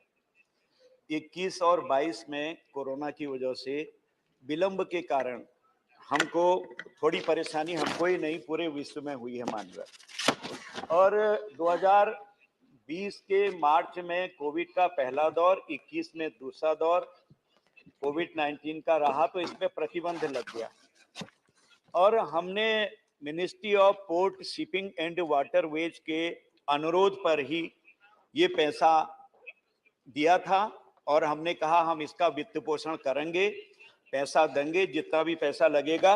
और हमने तो समय पर वीबीटी को 77 करोड़ रुपए जो पूरा उन्होंने बताया था इतने पे ये पूरा पोर्ट बनेगा, उसका आधा यानी कि 38.50 करोड़ रुपए समय पर दे दिया था। और अगर इसको देखा जाए तो ये पूरा जो अनुमोदित धनराशि है उसके अनुसार पर अगर देखा जाए तो ये प्लीज माननीय मंत्री जी ब्रीफली रिप्लाई दें, प्लीज ब्रीफली। जी सर, संक्षेप में ब्रीफली रिप्लाई दें। सर बिल्कुल तैयार है, बन के तैयार है। ये आपका जो आज प्रश्न है, मैं बहुत ही मान्यवर से ये कहना चाहता हूं माननीय सदस्य जी से कि जिस समय चाहेंगे उस समय हम उसका उद्घाटन करने के लिए तैयार है, लेकिन ये वीवीटी को करना है। हम तो इसमें सहायक हैं, हम पैसा देते हैं। उन्होंने कहा आधा पैसा दे दीजिए, हमने दे दिया है। हमने अभी बैठक में भी आ गया, उन्होंने कहा जिस समय चाहेंगे वो तैयारी इसकी कर रहे हैं। सारी चीजें बनकर आज तैयार हो चुकी हैं। Second supplementary. Sir, my permission is not required for the minister to inaugurate it, sir. Please, It is please. unreasonable, Fine. unwarranted. Come on, supplementary. Second supplementary, Yes, sir. please. Sir, will the minister consider increasing the passenger capacity from present 2,500 to 5,000 and also provide helicopter services and seaplane services like they have provided in Cochin cruise terminal? Thank you. माननीय मंत्री जी उत्तर। मान्यवर हम इसमें that he has to give Vijay Sai Reddy. मान्यवर हम इसमें अपने ministry of port shipping and waterways के एक किस्म से साथी हैं। वो जो भी मांग रहे हैं हम दे रहे हैं। जितने हमारे पोर्ट प्रारंभ हो रहे हैं उस पर भी हम सहायता कर रहे हैं, हम उनको सहायता देते जा रहे हैं। निकट भविष्य में इसका उद्घाटन भी होगा और सी प्लेन की जहां जहां पर सर्वे चल रही है उसमें आता होगा तो वो भविष्य में देखा जाएगा। और जहां तक आपने कहा है कि क्या क्या आप इसमें करेंगे, किस टाइप से होगा, तो अभी हमारा लगभग अंतर्राष्ट्रीय और घरेलू जितना भी हमारा यहाँ पर पर्यटक है उसने आना प्रारंभ कर दिया है। और बहुत सारे पोर्ट को हम इसको ही नहीं, बहुत सारे पोर्ट को हम सहायता भी कर रहे हैं, पैसा दे रहे हैं जब डिमांड आती है तो। और इतना ही नहीं कि भारत के माननीय प्रधानमंत्री जी ने 13 जनवरी को वाराणसी से राष्ट्रीय जलमार्ग 2 गंगा नदी पर बांग्लादेश होते हुए डिब्रूगढ़ राष्ट्रीय जलमार्ग 2 ब्रह्मपुत्र नदी तक विश्व के सर्वाधिक लंबे रिवर क्रूज को हरी झंडी दिखाई, जो लगभग 32 किलोमीटर के जलमार्ग को पूरा करते हुए बांग्लादेश होते हुए सफलता से डिब्रूगढ़ में पहुंच गया है। तो इस तरह से कहीं भी अगर करना होता है तो पर्यटन विभाग सहायता करने के लिए हर समय तत्पर रहता है। धन्यवाद मंत्री। Please please Vijay sir, honourable Basan साहब, TK Basan. Tamil Nadu has 3 major ports, sir. Chennai Port has a well-facilitated cruise terminal catering the needs of lakhs and lakhs of passengers, ship and cruise ships, sir. Sir, Chennai, Mahabalipuram, Puducherry is a very favorite destination for cruise tours, sir, which will earn valuable revenue for the central government, sir. I would kindly like to know from the Honorable Minister that has the ministry has any idea of promoting cruise tourism in Tamil Nadu, especially this favorite sector? Thank you. माननीय मंत्री जी उत्तर। जी मान्यवर, हम लोग जो है कई सारे ऐसे स्थान हैं जहां पर हम अपने विभाग, अपने सहायक विभाग को सहायता कर रहे हैं। तमिलनाडु चेन्नई पोर्ट ट्रस्ट के लिए हमने 17.24 धनराशि जारी कर दी है और स्वीकृत की है। उसको भी हम जिस तरह से पोर्ट ट्रस्ट ने डिमांड करी है उसको हम दे रहे हैं। इसी तरह से अन्य जगहों पर भी है। और संख्या बढ़ाने की बात पर जो बात अभी थोड़ी देर पहले कही थी, लगातार हमारा तो प्रयास रहता ही है कि जैसे जैसे कंसर्निंग स्टेट, कंसर्निंग डिपार्टमेंट इसमें काम करेंगे, हमसे जितनी भागीदारी चाहेंगे हम तत्पर भागीदारी करने के लिए तैयार रहते हैं। Thank you. Please please yes, माननीय GVL Narasimha Rao. First of all, congratulate Honorable Prime Minister, Minister of Tourism, Minister for Ports for a world-class cruise terminal in Visakhapatnam. The question is about this, sir. It's the only state-of-the-art cruise terminal that is it's almost ready. I visited this personally on July 17th, sir, and it's almost ready for inauguration. My question to the Honorable Minister is, it'll be a pride of infrastructure. It's an infrastructure of pride for Visakhapatnam. Cruise operations are going to start very soon.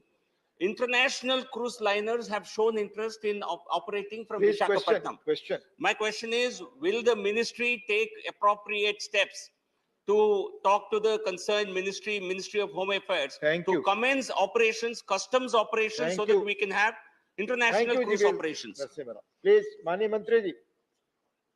बिल्कुल मान्यवर, पूरी वार्ताएं चल रही हैं और शीघ्र ही इसका उद्घाटन भी होगा और पूरा संचालन प्रारंभ हो जाएगा। धन्यवाद। माननीय Ghulam Ali. Deputy chairman sir, मैं अप्रिशिएट करता हूं कि जम्मू कश्मीर में टूरिज्म का इंफ्रास्ट्रक्चर बहुत तेजी से बढ़ रहा है। नरेंद्र मोदी जी की क़यादत में और ऑनरेबल मिनिस्टर, मेरा ऑनरेबल मिनिस्टर से ये क्वेश्चन है कि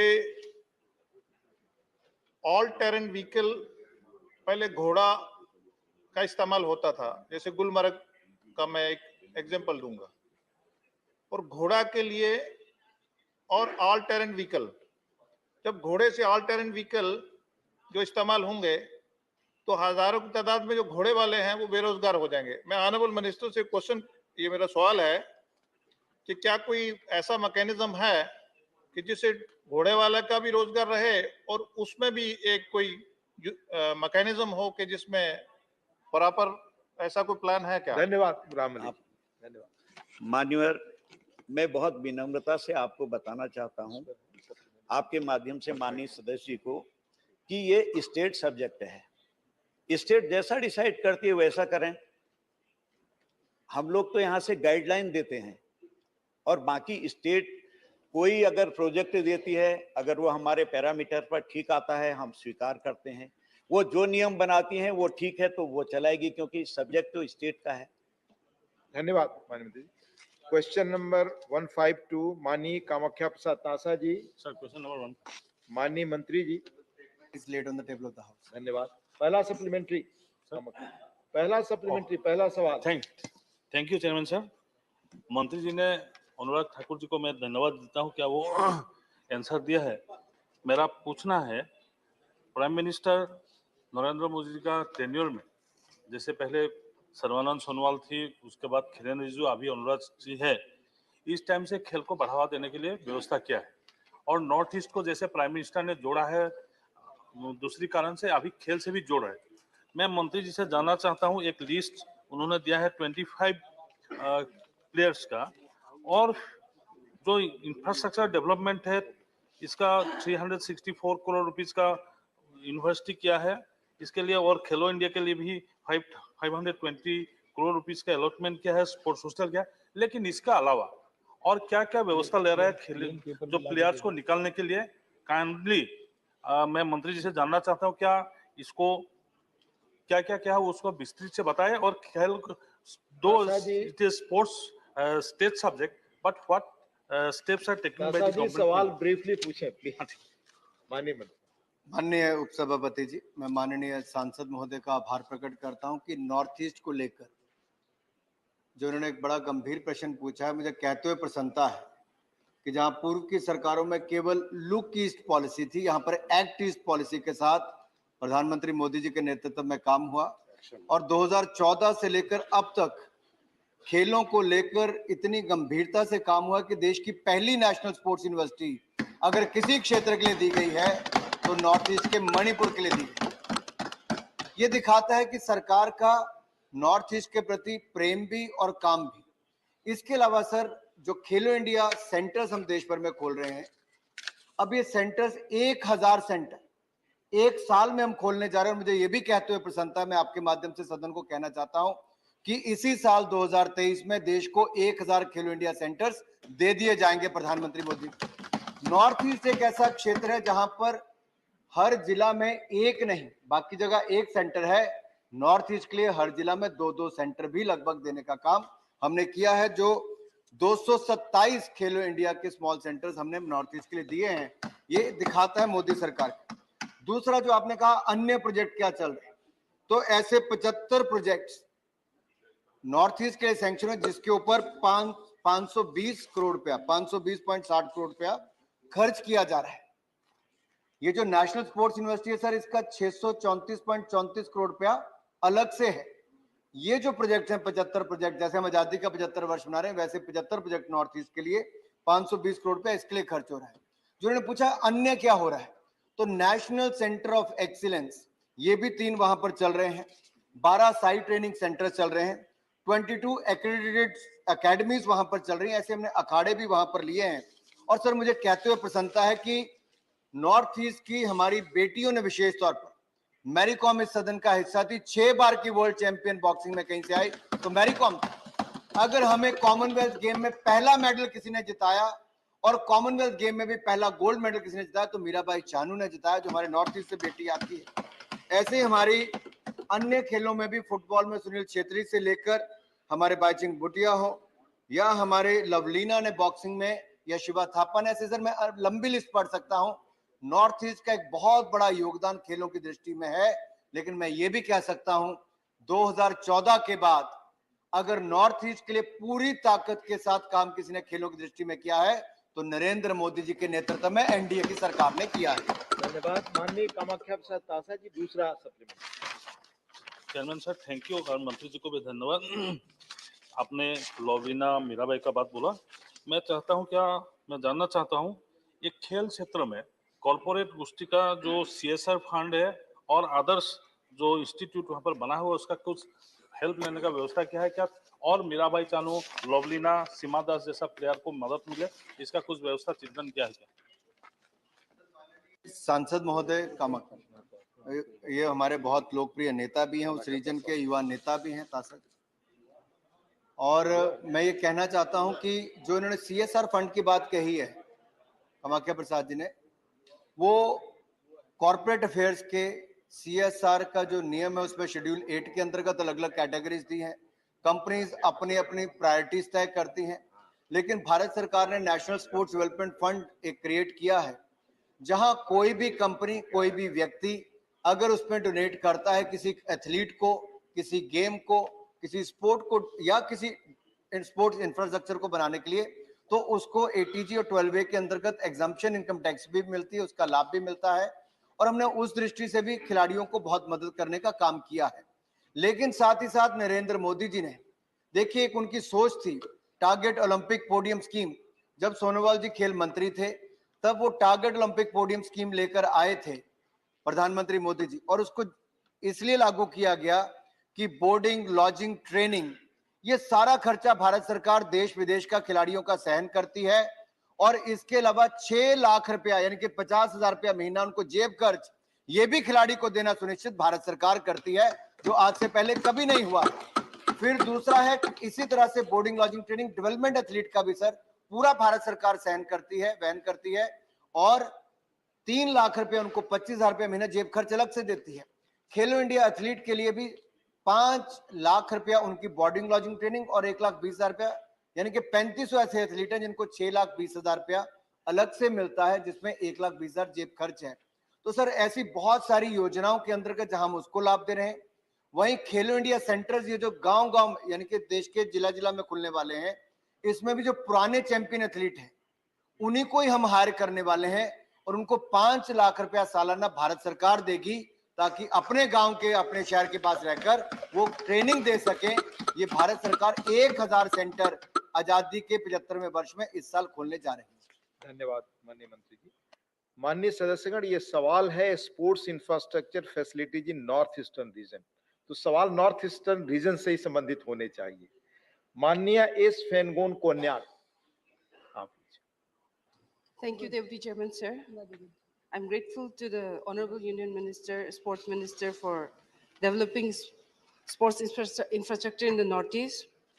I'd like to know from the Honorable Minister, among the notified upcoming sports facilities, how many of them are in Nagaland? Because seeing the list, in spite of having the potential, my state is yet to produce any internationally recognized sports person. So I'd like to know from the Union Minister. Thank you. Sir, it's a state-specific question. I can provide her the list, but at the same time, I would like to mention here that whatever proposals we have received from the northeastern states, we are looking at that also. But let me say it here, sports is a state subject. The primary responsibility lies with the states. We do the viability gap funding or the hand-holding in many areas where the funds are required. And looking at the Nagaland, I recently met the Honorable Chief Minister and the Sports Minister of the state.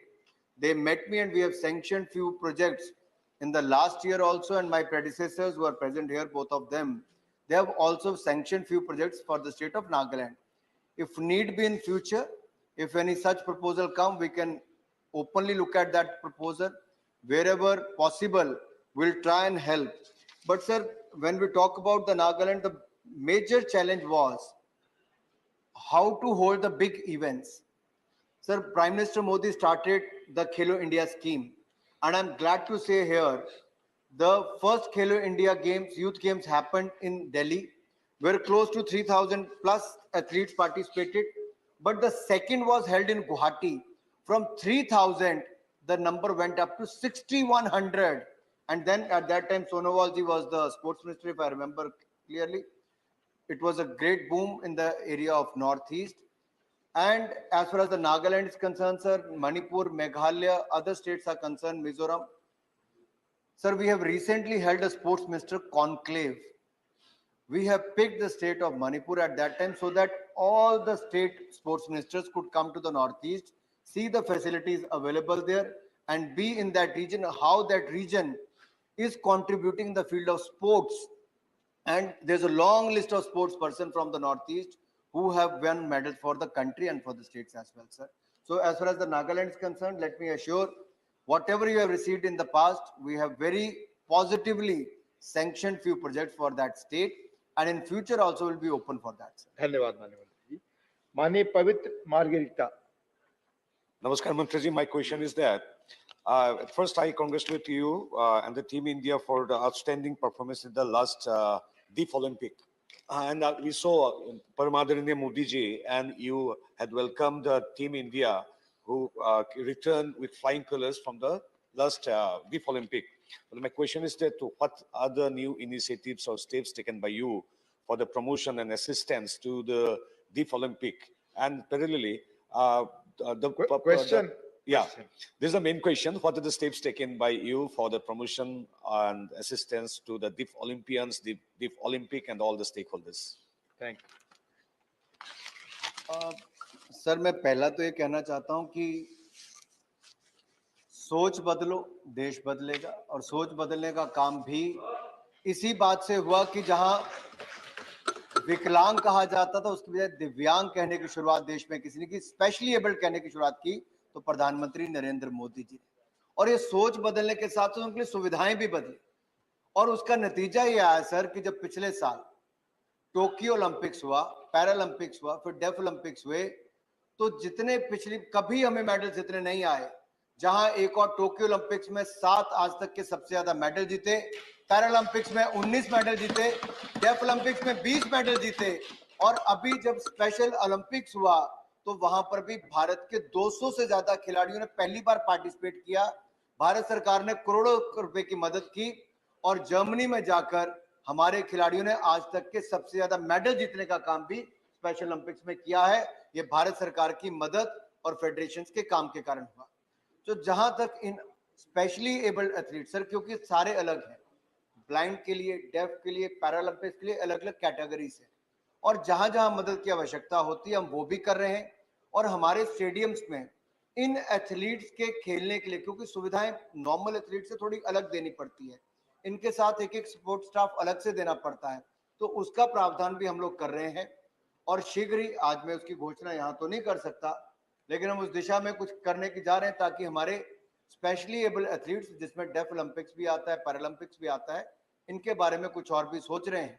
आने वाले समय में उसकी भी जब उचित समय पे घोषणा होगी, तो मैं इतना ही एश्योरेंस यहाँ पे देना चाहता हूँ कि जहां ओलंपिक्स गेम्स के लिए हम लोग बड़ी प्राथमिकता देते हैं, उतने ही बल, उतनी प्राथमिकता इन बाकी पैरालंपिक्स, डेफ ओलंपिक्स, बाकी गेमों के लिए देते हैं। राज्यों में बाकियों के लिए अलग अलग कैश प्राइज हो सकते हैं, लेकिन हमारे यहाँ पर जो मेन ओलंपिक्स के लिए, वही पैरालंपिक्स के लिए भी कैश प्राइज उतना ही दिया जाता है। एक समान नजर से देखने का काम ये नरेंद्र मोदी जी की सरकार में, और सुविधाएं भी वो करने का कार्य होता है। धन्यवाद माननीय मंत्री जी। माननीय भुवनेश्वर कलिता जी। Thank you very much, sir. My supplementary arises from the reply of the Honorable Minister and various schemes that has been taken in Northeastern region. Particularly, the infrastructure has been built to an international standard because of holding of earlier games. National games were held in Assam, in Manipur. Fellow India, second Fellow India game was held in Guwahati in Assam. So many infrastructure, world-class infrastructure has been built already, and due to the initiative of the Honorable Minister, he himself is a sports person, and the field of sports and games have been in a top position in nowadays, where many of the Olympians are from Northeastern region, are participating in Olympics and many other international games. So my question to Honorable Minister, with this infrastructure and with this contribution in terms of players from Northeastern region, whether Honorable Minister will propose to have an international game like Commonwealth Games or Asian Games, or later on maybe Olympics.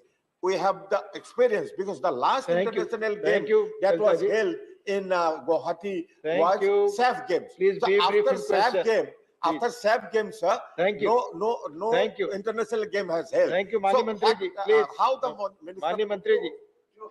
Mani Mantri, please. Question में अगर आप brief नहीं होंगे तो दिक्कत है। Sir, माननीय कलिता जी स्वयं भी खेल जगत से बहुत लंबे समय से जुड़े हुए हैं जी, और मैं इतना ही कहना चाहता हूं कि सबसे बड़ी बात है कि ना केवल आपको स्पोर्ट्स इंफ्रास्ट्रक्चर चाहिए बल्कि उसके आसपास लगती जो सुविधाएं हैं, road connectivity, train connectivity, air connectivity बहुत आवश्यक है। और सर इसकी कमियां बहुत पहले होती थी 2014 से पहले। आज मैं सदन में खड़ा होकर कह सकता हूं कि पिछले 9 सालों में 8,480 किलोमीटर से बढ़कर लगभग 16,000 किलोमीटर सड़कों का जाल वहां पर बिछाया गया है। ये एक सुविधा मिली है सर। एयरपोर्ट हमारे दुगने हो गए सर, जो हमने सोचा नहीं था, जो 70 साल में नहीं हुए वो 9 साल में हो गए हैं। और हमारी रेल की कनेक्टिविटी में भी बहुत बड़ा सुधार आ रहा है। और इसी तरह से ही इससे सर सबसे बड़ी गंभीरता नजर आती है कि प्रधानमंत्री जी का दौरा 9 साल में 60 बार नॉर्थ ईस्ट का हुआ है। ये अपने आप में बहुत कुछ कहता है कि नॉर्थ ईस्ट के लिए क्या है। सर हम आज के समय 1350 प्रोजेक्ट, केवल मेरे डिपार्टमेंट के नहीं सर, कुल मिलाकर भारत सरकार के 1350 प्रोजेक्ट लगभग 15,760 करोड़ रुपए के नॉर्थ ईस्ट के लिए चल रहे हैं। सर ये गंभीरता दिखाता है भारत सरकार की नॉर्थ ईस्ट के प्रति। जब ये सारा इंफ्रा बन रहा है सर तो वो समय भी दूर नहीं। अगर पहले सोनोवाल जी ने सैफ गेम्स और बाकी गेम्स बड़े कराए, किरण जी ने वहां पर इंफ्रास्ट्रक्चर को और सुधार करने का काम किया, तो मेरे समय भी मोदी जी के नेतृत्व में जो सरकार चल रही है कोई कमी नहीं आएगी, क्योंकि नॉर्थ ईस्टर्न रीजन पर लगभग 3,37,000 करोड़ रुपया अब तक पिछले 9 सालों में खर्च कर चुके हैं। 3,37,000 करोड़ रुपया सर, ये अपने आप में दिखाता है कि जब इंफ्रा बन रहा है तो इवेंट्स कराने में भविष्य में कोई दिक्कत नहीं आएगी। लेकिन ये फेडरेशंस को इसमें थोड़ा इनिशिएटिव लेना पड़ता है। सरकार साथ में खड़ी होगी जब ऐसा कोई मौका आएगा। सर धन्यवाद माननीय मंत्री जी। अगला सवाल क्वेश्चन नंबर 153, माननीय अजीत कुमार भूया, नॉट प्रेजेंट। माननीय मंत्री जी। उत्तर सभापति पर रख दिया है। Question relates to projects under North East Special Infrastructure Development Scheme. सवाल माननीय अयोध्या रामी रेड्डी जी, विषय के अनुरूप सवाल होगा, please. Yes. So I would like to ask the Honorable Minister about the outcomes relating to increasing the physical infrastructure in Northeastern region, especially with regarding to water, power, and the connectivity, the road connectivity, rail connectivity. Also, I wanted to know how the social infrastructure. Yes, only one projects- question. Same thing. How the health and education also. Thank how, you. Thank you. माननीय मंत्री जी। माननीय उपसभापति महोदय, north east region के विषय में अभी आदरणीय मंत्री जी ने बड़ा विस्तार से चर्चा की थी। और जब माननीय सदस्य ने पूछा है कि नॉर्थ ईस्ट में क्या क्या डेवलपमेंट, रोड्स में, रेलवे में, शिक्षा में, तब मैं कहूँगा कि रोड्स में मैं कहूँ तो हमारा नेशनल हाईवेज, इसमें हमारी 261 रोड्स का काम हो गया है, चल रहा है। और ये 1,05,000 करोड़ रुपए 2014 के बाद हमने खर्च किया है। और इसी तरह से रेलवे में, आज रेलवे में नॉर्थ ईस्ट रीजन के साथ साथ हमने बांग्लादेश के भी ट्रैक बनाने का काम किया है। और इसमें 81,941 करोड़ रुपए से हम 1,909 किलोमीटर का ट्रैक हमने बनाने का काम किया है। एयरपोर्ट के विषय में भी बताया कि 9 एयरपोर्ट 2014 से पहले थे, लेकिन आज हम 17 एयरपोर्ट हम कर चुके हैं। मैं शिक्षा के संबंध में मैं कहूँ तो नए विश्वविद्यालय स्थापित हमने जो किए, नए विद्यालय स्थापित किए हैं 843। उच्च शिक्षा में 8 नए MBBS कॉलेज बनाने का काम किया है, 2 नए IIT कॉलेज बनाने का काम किया है, एक नया IIMC बनाने का काम किया है, एक नया एम्स हमने गुवाहाटी में बनाने का काम किया है जिसका उद्घाटन भी हो गया है, एक नया हमने खेल का विश्वविद्यालय बनाने का काम भी माननीय मंत्री जी ने कहा है। तो इस तरह से हमने हर क्षेत्र में काम करने का काम किया है। और मैं इसी तरह से जल मार्ग की बात मैं कहूँ तो केवल 2014 से पहले एक जल मार्ग होता था, आज हम 1040 करोड़ रुपए से 18 जलमार्ग बनाने का काम भी हमने किया है। और इसी तरह से दूरसंचार में हमने 5600 गांव को दूरसंचार से कनेक्ट करने का काम किया है और 2023 के अंत तक कनेक्टिविटी पूरी तरह से हम करने का काम करेंगे। माननीय महोदय, इसके साथ साथ अगर मैं माननीय मंत्री जी संक्षेप में ही उत्तर दें। मेरा माननीय महोदय, नॉर्थ ईस्ट डेवलपमेंट मंत्रालय लगातार, जैसे माननीय जी किशन रेड्डी जी हमारे मंत्री हैं, आपके नेतृत्व में हमारे प्रधानमंत्री जी नॉर्थ ईस्ट रीजन को अष्टलक्ष्मी कहते हैं। और अष्टलक्ष्मी केवल कहते ही नहीं है, और कहते हैं कि देश का विकास का द्वार नॉर्थ ईस्ट से गुजरता है। और उसी परिप्रेक्ष्य में हम 10% जीबीएस का पैसा जो 54 मंत्रालय से आता है उसको पूरी तरह से खर्च कराने के लिए, और संबंधित जिस तरह से माननीय मंत्री जी ने कहा कि 60 बार 2014 के बाद माननीय प्रधानमंत्री का दौरा नॉर्थ ईस्ट में हुआ है, और केवल माननीय प्रधानमंत्री का ही नहीं, 470 दौरे हमारे मिनिस्टर्स के हुए हैं। वहां पर जाकर के एक एक रीजन में एक एक क्षेत्र में जाते हैं और पूरे 8 स्टेट को हमने डेवलपमेंट करने का काम किया है। और पूरी तरह से मैं कह सकता हूं कि नॉर्थ ईस्ट में 2014 से पहले और 2014 से बाद का नॉर्थ ईस्ट बदला हुआ नॉर्थ ईस्ट है। पहले का जो लोग गए होंगे उन्होंने देखा होगा, लेकिन आज मैं कह सकता हूं कि आज बदला हुआ नॉर्थ ईस्ट है माननीय मोदी का नॉर्थ ईस्ट। धन्यवाद। माननीय राकेश सिन्हा जी। महोदय, धन्यवाद, आपने ये अवसर दिया। मैं मंत्री जी को ध्यान दिलाते हुए एक प्रश्न करना चाहता हूँ कि अरुणाचल प्रदेश के दिबांग वैली में एक गांव है एनिनी, वहाँ का पॉपुलेशन 12,000 है और वे लोग अपने आप को रुक्मिणी के वंशज मानते हैं। उस गांव का एक नकारात्मक फीचर यह है कि लोग सुसाइड बड़ी मात्रा में करते हैं, इसलिए उसको सुसाइड विलेज के नाम से भी जानते हैं। और उस पर यहाँ तक सुसाइड होता है कि राजीव गांधी यूनिवर्सिटी से एक तरुण मेने नाम के व्यक्ति ने एक पीएचडी भी किया है। मैं मंत्री जी से जानना चाहता हूँ और ध्यान भी आकृष्ट करना चाहता हूँ, उस गांव में काउंसलिंग की व्यवस्था क्या की जा रही है और उस गांव के लोगों को बाहर का टूरिज्म करके, बाहर की यात्रा कराकर, जिससे कि वे बाहर की दुनिया देखें और उस मानसिक स्थिति से बाहर निकलें जिससे वो दशकों से रह रहे हैं। धन्यवाद। सवाल चूंकि नॉर्थ ईस्ट स्पेशल इंफ्रास्ट्रक्चर से जुड़ा हुआ है, माननीय मंत्री जी चाहें तो जवाब दे सकते हैं। माननीय सदस्य को महोदय के माध्यम से बताना चाहता हूं कि हमारा अरुणाचल प्रदेश क्योंकि रुक्मिणी जी के नाम से जाना जाता है और हम सब जानते हैं कि रुक्मिणी जी की शादी भगवान श्री कृष्ण जी के साथ में हुई थी। और हर वर्ष माधवपुर मेला लगता है। इस बार भी मैं उस मेले में गया था, आप भी माननीय मेघवाल जी भी गए, उसमें पहुंचे थे। तब मैं कह सकता हूं कि मेरा जुड़ाव तो अरुणाचल प्रदेश नॉर्थ ईस्ट होने के साथ साथ, क्योंकि ब्रज का रहने वाला हूं, वृंदावन के पास का रहने वाला हूं, इसलिए मेरा विशेष जुड़ाव भी है। लेकिन जो विषय आपने रखा है, मैं गंभीरता से आपके उस गांव का केवल निरीक्षण कराऊंगा ही नहीं, स्वयं भी अरुणाचल जब जाऊंगा तो उस गांव का निरीक्षण भी करूंगा और इस तरह की जो घटनाएं होती हैं उस पर कैसे रोक लगे, कैसे हम अरुणाचल जो रुक्मिणी जी के नाम से जाना जाता है उसको हम और कैसे विकसित और यादगार बनाने का काम करें। धन्यवाद माननीय मंत्री जी। Doctor Anil Jain ji. Doctor Anil Jain. Doctor Anil Jain. उपसभापति महोदय, आपने दिया है। वर्तमान में केंद्र सरकार पूर्वोत्तर में भारत में कृषि, शिक्षा, पर्यटन, आधारभूत संरचना, रोजगार को बढ़ावा देने के सार्थक प्रयास कर रही है और माननीय नरेंद्र मोदी जी के नेतृत्व में लुक ईस्ट के माध्यम से नॉर्थ ईस्ट फेस्टिवल आयोजित कर पूर्वोत्तर की जनता को भरोसा दिया है। अमृत काल में पूर्वोत्तर भारत की पटरी पर तेजी से दौड़ रहा है। माननीय, मेरा सवाल है कि पीएम डिवाइन योजना के अंतर्गत भारत केंद्र सरकार पूर्वोत्तर विकास के लिए कितना धन खर्च कर रही है और कब तक ये योजना पूरी होने वाली है? धन्यवाद। माननीय महोदय, आपके माध्यम से माननीय सदस्य को मैं बताना चाहता हूं कि पीएम डिवाइन में 22-23 के लिए हमने 1500 करोड़ रुपए की हमने व्यवस्था की है और आने वाले 4 वर्षों के लिए 4600 करोड़ की व्यवस्था हमने और की है और आने वाले समय में उनके प्रपोज जैसे जैसे स्टेट के आएंगे उस पर भी हम काम करेंगे।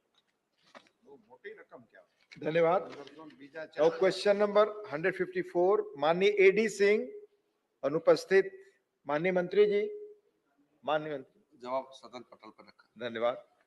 फर्स्ट सप्लीमेंट्री माननीय V Vijay Sai Reddy. Sir, India has been trying to construct polar research vehicle or icebreaker ship for the decades, for the last 1 decade, yet the goal is yet to be achieved, sir. Despite the maintenance of 2 operational polar scientific research stations in Antarctica, namely Bharati and Maitri by India, sir. Can the Honorable Minister explain to the House the reasons why there is a delay? Why there is Thank a you. delay? Thank you, sir.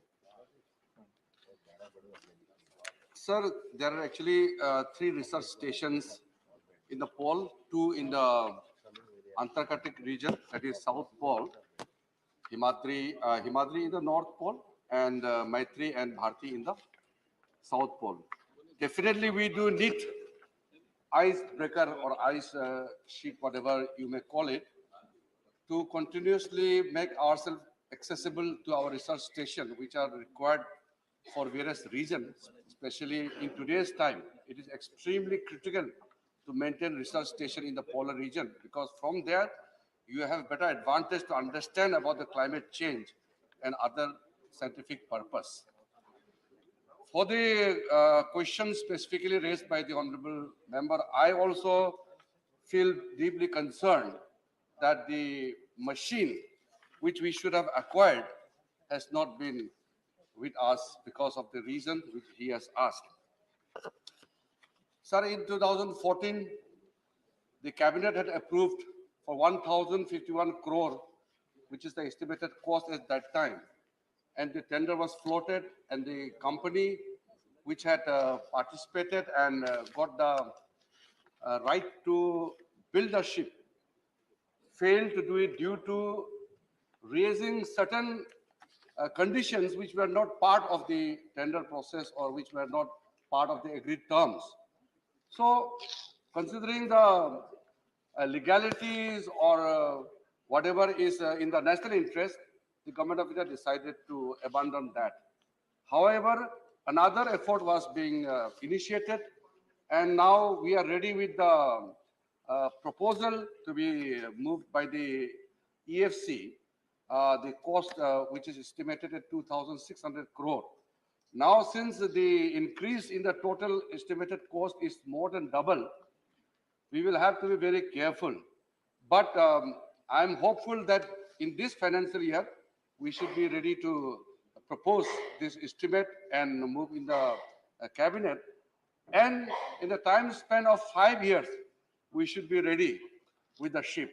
The bigger concern is, I discussed with our shipping minister, Sonowal is sitting here. Yesterday also, I had an informal discussion with him. As per Prime Minister's vision, we would like to manufacture the ship in our country. It is not an ordinary ship.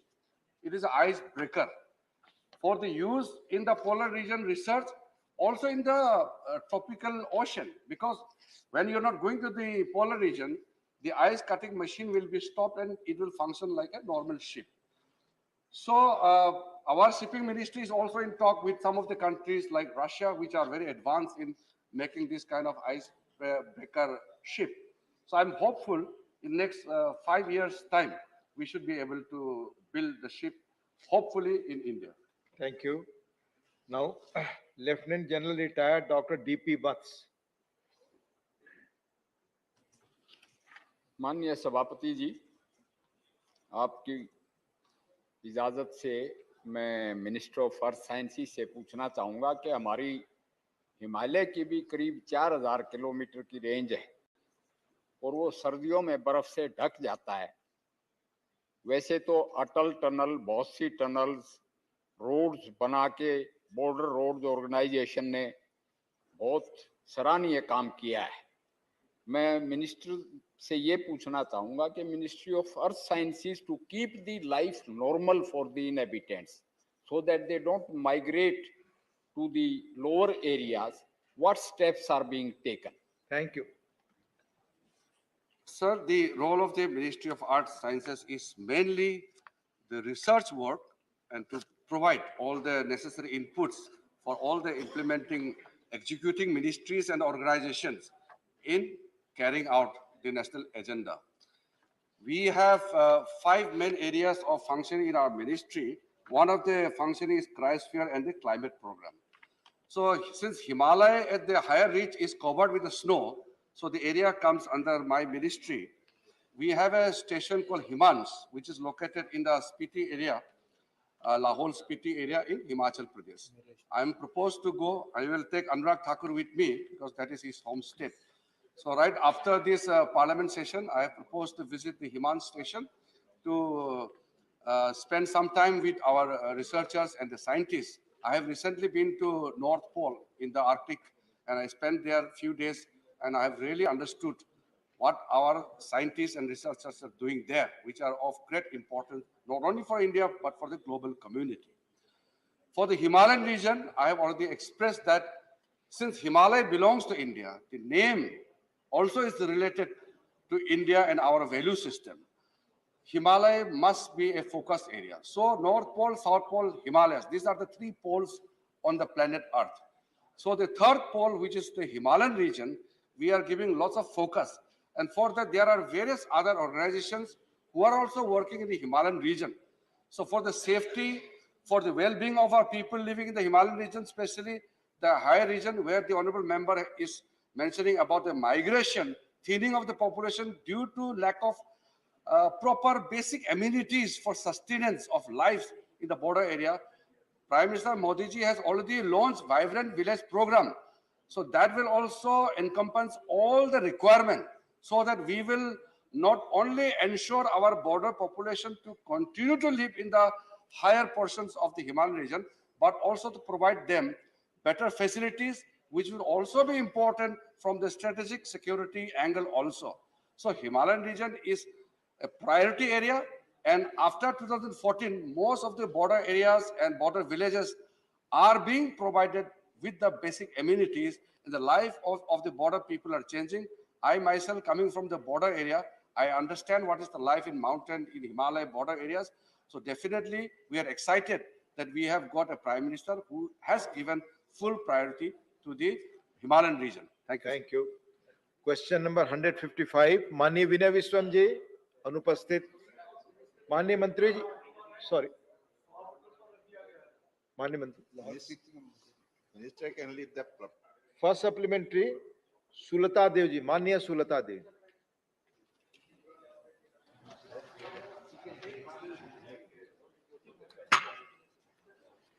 धन्यवाद deputy chairman sir, मुझे प्रश्नकाल में प्रश्न पूछने का मौका देने के लिए. मैं आपके माध्यम से माननीय मंत्री से ये जानना चाहती हूँ कि हमारे भारतवर्ष में कितने % ऑफ डीम्ड फॉरेस्ट है और हमारे ओडिशा में उसमें से कितने % है, क्योंकि हम सब जानते हैं जंगल हमारी जीवन रेखा है. वो जीवन रेखा को बचाने के लिए, वो डीम्ड फॉरेस्ट को बचाने के लिए जो नया फॉरेस्ट कंजर्वेशन कानून आया है, उसमें डीम्ड फॉरेस्ट को बचाने के लिए कोई नियम है? अगर है तो काइंडली. धन्यवाद. Thank you so much. माननीय मंत्री जी. सभापति महोदय, जो प्रश्न इन्होंने पूछा है ये तो इस प्रश्न से संबंधित नहीं है. मैं इसका विशेष रूप से जो इनकी जानकारी इनको देना चाहिए वो लेकर के मैं दे दूंगा. धन्यवाद. डॉक्टर राधा मोहन अग्रवाल जी. माननीय सभापति महोदय, उप सभापति महोदय, INDIA अर्थात international narcissistic destructive ideology alliance, अंतर्राष्ट्रीय आत्ममुग्ध विनाशकारी विचारधारा संघ के सदस्य ने जो सवाल पूछा है उसके पीछे कोई न कोई निश्चित कारण. सवाल पूछिए. जी मैं सवाल पे आ रहा हूँ. अध्यक्ष जी मैं सवाल पे आ रहा हूँ. ये सवाल सुनने से नहीं पैदा हुआ. सवाल से संबंधित नहीं होंगी, आप जानते हैं रूल्स के तहत नहीं जाएंगे रिकॉर्ड. अध्यक्ष जी मेरे सवाल को सवाल पूछ लीजिए, आप मान जाएंगे. प्लीज जी, अगर इन्होंने सवाल पूछा है तो इसका आप अपने मतलब सवाल के बारे में पूछिए. जी जी अपने सवाल के बारे में. जी, इसका मतलब है जी, इसका मतलब है कि इस देश में ऐसे कानून बनाए जाते थे जो विदेशी एजेंसियों के इशारे पर, विदेशी एजेंसियों की सलाह पर, और आज 70 साल में दास्ता से मुक्त न होने की मानसिकता के साथ उनके द्वारा नियंत्रित होकर कानून बनाए जाते थे. मैं माननीय मंत्री जी से ये जानना चाहूंगा कि क्या सरकार इस बात की जांच कराएगी कि 2014 के पहले इस देश में जितने भी कानून बनाए गए हैं आजादी के बाद, उनमें कौन कौन से कानूनों को बनाने के लिए एक्सटर्नल एजेंसी की मदद ली गई है, उन्हें कितनी फंडिंग की गई है, और क्या उसका कोई जांच करवाएंगे? धन्यवाद। मेरी समझ से इस सवाल का ताल्लुक इससे नहीं है, इसलिए आप प्लीज डॉक्टर अशोक वाजपेयी जी, माननीय सदस्यगण, विषय से संबंधित ही सवाल होगा आपका, तो माननीय मंत्री उत्तर नहीं। उपसभापति जी, विषय से संबंधित ही मेरा सवाल है। उम्मीद करता हूं। माननीय मंत्री जी से जानना चाहूंगा कि जो वन संशोधन अधिनियम 2023 पारित हुआ है, इसमें ग्रीन कवर बढ़ाने की प्राथमिकता दी गई है। क्या इसको दृष्टि में रखते हुए जो व्यवस्था की गई है एग्री फॉरेस्ट्री की, किसान अपनी निजी भूमि में वन लगा करके उसका वन उपज का उपयोग कर सकता है? क्या ये व्यवस्था पूरे देश में लागू होगी? और सोशल फॉरेस्ट्री और एग्री फॉरेस्ट्री के लिए किसान को स्थानीय अधिकारियों से अनुमति लेने की आवश्यकता होगी? धन्यवाद। धन्यवाद। बहुत अच्छा प्रश्न माननीय अशोक जी ने कहा है, और इसीलिए तो यह 2023 का जो संशोधन विधेयक है, आदरणीय प्रधानमंत्री जी के मार्गदर्शन में हमारे यशस्वी मंत्री भूपेंद्र जी ने जो कल यहाँ आपके समक्ष लाया और वो पारित हुआ, तो उसमें एग्रो फॉरेस्ट्री और किसानों के लिए विशेष रूप से उन्हीं को तो जागृत करने के लिए, उनको जगाने के लिए और उनको हक देने के लिए कि वो फॉरेस्ट लगाएंगे, जो हमारा जलवायु परिवर्तन के बारे में जो आदरणीय प्रधानमंत्री जी ने पंचामृत भेंट किया है कि 2070 तक हमें नेट जीरो करना है, तो निश्चित रूप से कार्बन के उत्सर्जन को कम करने के लिए हमें वृक्षारोपण करना ही आवश्यक होगा। और इसीलिए किसानों के लिए और तमाम ऐसे जो लोग प्राइवेट रूप से अपना करना चाहेंगे, उनको ये सुविधा दी जाएगी। उसके लिए कोई परमिशन की जरूरत नहीं होगी, न पेड़ लगाने के लिए, न पेड़ काटने के लिए। धन्यवाद। Question number 156, doctor Anil Sukhdev Rao Bonde. माननीय मंत्री, नहीं प्लीज माननीय मंत्री जी, क्वेश्चन नंबर 156, वन ग्राम विकास योजना। माननीय मंत्री जी, वन ग्राम विकास योजना सभा पटल पर रख दिया। पहला सप्लीमेंट्री डॉक्टर बोंडे जी। आपके माध्यम से मंत्री महोदय से मैं पूछना चाहता हूं कि अभी प्रधानमंत्री आदि आदर्श ग्राम योजना के अंतर्गत अप्रोक्सीमेटली 2200 गांवों के लिए, आदिवासी गांवों के लिए हर साल अप्रोक्सीमेटली 1000 करोड़ खर्च किए जाते हैं। तो उसके वजह से इन ट्राइबल गांवों में रहने वाले आदिवासी लोगों के जीवन में क्या बदलाव आया है और उसका मॉनिटरिंग मैकेनिज्म क्या है? धन्यवाद। माननीय मंत्री, जो प्रश्न इन्होंने पूछा है, सचमुच में पर्यावरण, वन और जलवायु परिवर्तन मंत्रालय द्वारा देश में जो वन ग्राम विकास योजना नामक जो यह योजना है, ये आदिवासी मंत्रालय के द्वारा ये किया जाता है। फिर भी और जो मंत्रालय ने, जनजाति कार्य मंत्रालय ने वर्ष 5-6 से लेकर के और 11-12 तक देश में कुल 12 राज्यों में 2847 वन गांवों और बस्तियों में ये जनजाति उपयोजना का विशेष केंद्रीय सहायता के तरह एक विशेष क्षेत्र कार्यक्रम कार्यान्वित किया था। और इसी उद्देश्य से लगभग 36,428 गाँव में महोदय ये 50% एसटी पॉपुलेशन को और साथ साथ 500 ऐसे एसटी जो हैं उनको चिन्हित करने का 21-22 से लेकर 25-26 तक ये सरकार ने योजना बनाई। Second supplementary doctor Anil Bonde ji. माननीय उपसभापति महोदय, आदरणीय प्रधानमंत्री जी ने प्रधानमंत्री आदि आदर्श ग्राम योजना के साथ साथ प्रधानमंत्री वन धन योजना भी शुरू की है और इस प्रधानमंत्री आदि आदर्श गांव योजना में ड्रिंकिंग वाटर, सैनिटेशन वगैरह के साथ में इनकम जनरेशन से रिलेटेड जो एक्टिविटी होगी उसको भी बढ़ावा देना है। मुझे मंत्री महोदय से पूछना है कि ग्रामीण स्तर पे उद्योग क्षमता, स्किल डेवलपमेंट और रोजगार बढ़ाने के लिए विशेषतः डिजिटल ट्रांजैक्शन और नेट मार्केटिंग का रोजगार बढ़ाने के लिए इंफ्रास्ट्रक्चर डेवलपमेंट करने के लिए इस योजना के अंतर्गत कुछ कार्रवाई होती है क्या? धन्यवाद।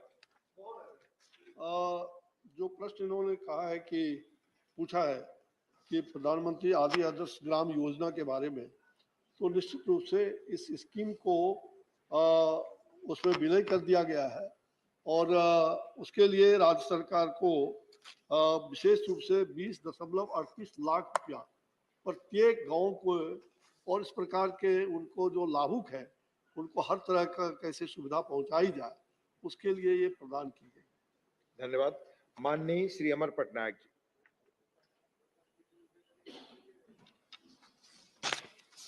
सर, ये जो प्रश्न है, सब प्रश्न में जो उत्तर रखा गया है, सर प्रश्न तो जो उत्तर है उसमें लिखा गया है कि ministry of tribal affairs had implemented a special area programme under special central assistance to tribal sub plan from 2005-06 to 11-12। तो सर इसका जो आंकड़ा रखे गए हैं सर, उस आंकड़ा में आप देखेंगे उड़ीसा में 2020-21 लास्ट पेज में 2020-21 में जब 9,010.42 लाख करीबन 90 करोड़ मिलता था, 21-22 में वो विलय होने के बाद वो 27 करोड़ 1/3 हो जाता है और उसके बाद 1,000 करोड़ फिर आधा हो गया। तो इससे मुझे लगता है कि जो ट्राइबल एरियाज जो इसका जो स्कीम है कि फॉरेस्ट में जो विलेजेस कवर्ड होना चाहिए उनका कैसे उनको फैसिलिटीज पहुंचा जाएगा, जो अभी उत्तर में रखा गया, तो ये नहीं हो पा रहा है। और उड़ीसा जो छोटा नागपुर प्लेटो का एरिया में है, मध्य प्रदेश में उसमें हम देखेंगे कि 893 विलेजेस कवर्ड है और उड़ीसा में 20 विलेजेस कवर्ड है। तो मुझे लगता है कि उड़ीसा में इसका इम्प्लीमेंटेशन ठीक तरह से हो नहीं रहा है। Tribal areas are being neglected and the allocation of funds to Odisha also has been extremely low. Will the minister kindly consider looking into this, and even if this doesn't belong to his ministry, pass it on to the Ministry of Tribal Affairs? Thank you so much. माननीय सभापति महोदय, ये जो प्रधानमंत्री आदि आदर्श ग्राम योजना है, ये convergence of scheme है और इसके कारण दोनों स्कीमों को मिलाकर के ट्राइबल गांवों में विकास करने का और उनके जीवन स्तर में समृद्धि लाने का प्रयास किया गया है। इसलिए जब इस स्कीम के फंड्स को पढ़ा जाए तो उसको केवल एक पक्ष ना पढ़ा जाए। जब कन्वर्जेंस ऑफ स्कीम होता है तो राशि अपने आप में अलॉट होती है। यहाँ पर मैं ये भी कहना चाहूँगा कि इस स्कीम का जो उद्देश्य है उसमें सबसे पहले preparing the village development plan based on needs, potential and aspiration. तो कभी भी हम किसी भी प्रकार से इन तीनों चीजों को जब ट्राइबल मिनिस्ट्री जोड़ती है तो किसी प्रकार से कमी नहीं आने देंगे। दूसरा विषय maximising the coverage of individual family benefit scheme of central state government. तो वो बजट में नहीं दिखाया जाएगा, लेकिन अगर आप उसको व्यापक रूप से देखेंगे तो जो प्रधानमंत्री आवास से लेके, वैक्सीनेशन से लेके, शौचालय से लेकर, अनाज से लेकर जितने भी बेनिफिट्स हैं उनको भी इस स्कीम के अंतर्गत देने का प्रयास किया जाएगा।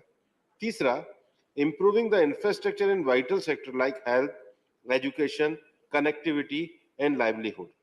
और इसीलिए इसमें जो गांव का चयन किया गया है, मेरे माननीय मंत्री जी ने जो पहले जवाब दिया है, टोटल 36,428 विलेज जो मिनिस्ट्री ऑफ ट्राइबल अफेयर के द्वारा किए जाते हैं और उसके साथ ही साथ विलेज डेवलपमेंट प्लान को बनाते समय road connectivity, telecom connectivity, school, anganwadi centre, health centre, drinking water facility, drainage and solid waste management, इन सब को वीडीपी के दायरे में लिया जाता है।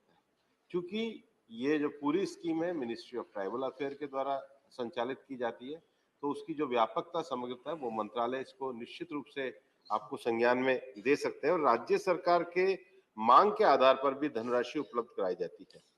देश भर में 2021-22 में 78.15 करोड़ रुपए तथा 22-23 में 135.18 करोड़ रुपए योजना व्यय अलग से भी हुआ है, जो मैं मेरे पास जो जानकारी है उसके आधार पे कह रहा हूँ, इसलिए इसको व्यापकता के आधार पे देखना है। धन्यवाद। माननीय श्रीमती सीमा द्विवेदी जी। महोदय, मैं माननीय मंत्री जी को धन्यवाद देना चाहती हूँ कि उन्होंने बनगांव की बेहतरी के लिए बहुत अच्छे प्रयास किए हैं।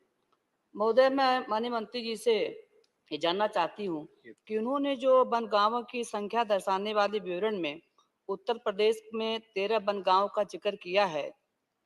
महोदय, देश का सबसे बड़ा प्रदेश उत्तर प्रदेश है, जिसमें सोनभद्र, गोरखपुर, कुशीनगर, बहराइच, महाराजगंज आदि और जिले वन क्षेत्र से जुड़े हुए हैं। महोदय, मैं आपके माध्यम से माननीय मंत्री जी से जानना चाहती हूँ कि क्या उत्तर प्रदेश में बनगांव की संख्या बढ़ाने पर विचार करेंगे तथा बनगांव को चिन्हित करने का क्या मापदंड है, ये मैं आपके माध्यम से जानना चाहती हूँ। धन्यवाद। माननीय मंत्री जी। जो मापदंड है वो all state and UT having notified ST population are covered under the scheme. A total of 36,420 villages having at least 50% ST population and 500 ST persons have been identified to be covered during the financial year 2021 to 25-26. इसके अलावा अगर कोई तथ्य माननीय संसद महोदया के पास में है जो इसके में फॉल आउट आते हैं तो निश्चित रूप से पहुंचाए, हम मिनिस्ट्री ऑफ ट्राइबल अफेयर को वो उनके जो सुझाव है वो प्रेषित करें। धन्यवाद। माननीय श्रीमती संगीता यादव जी।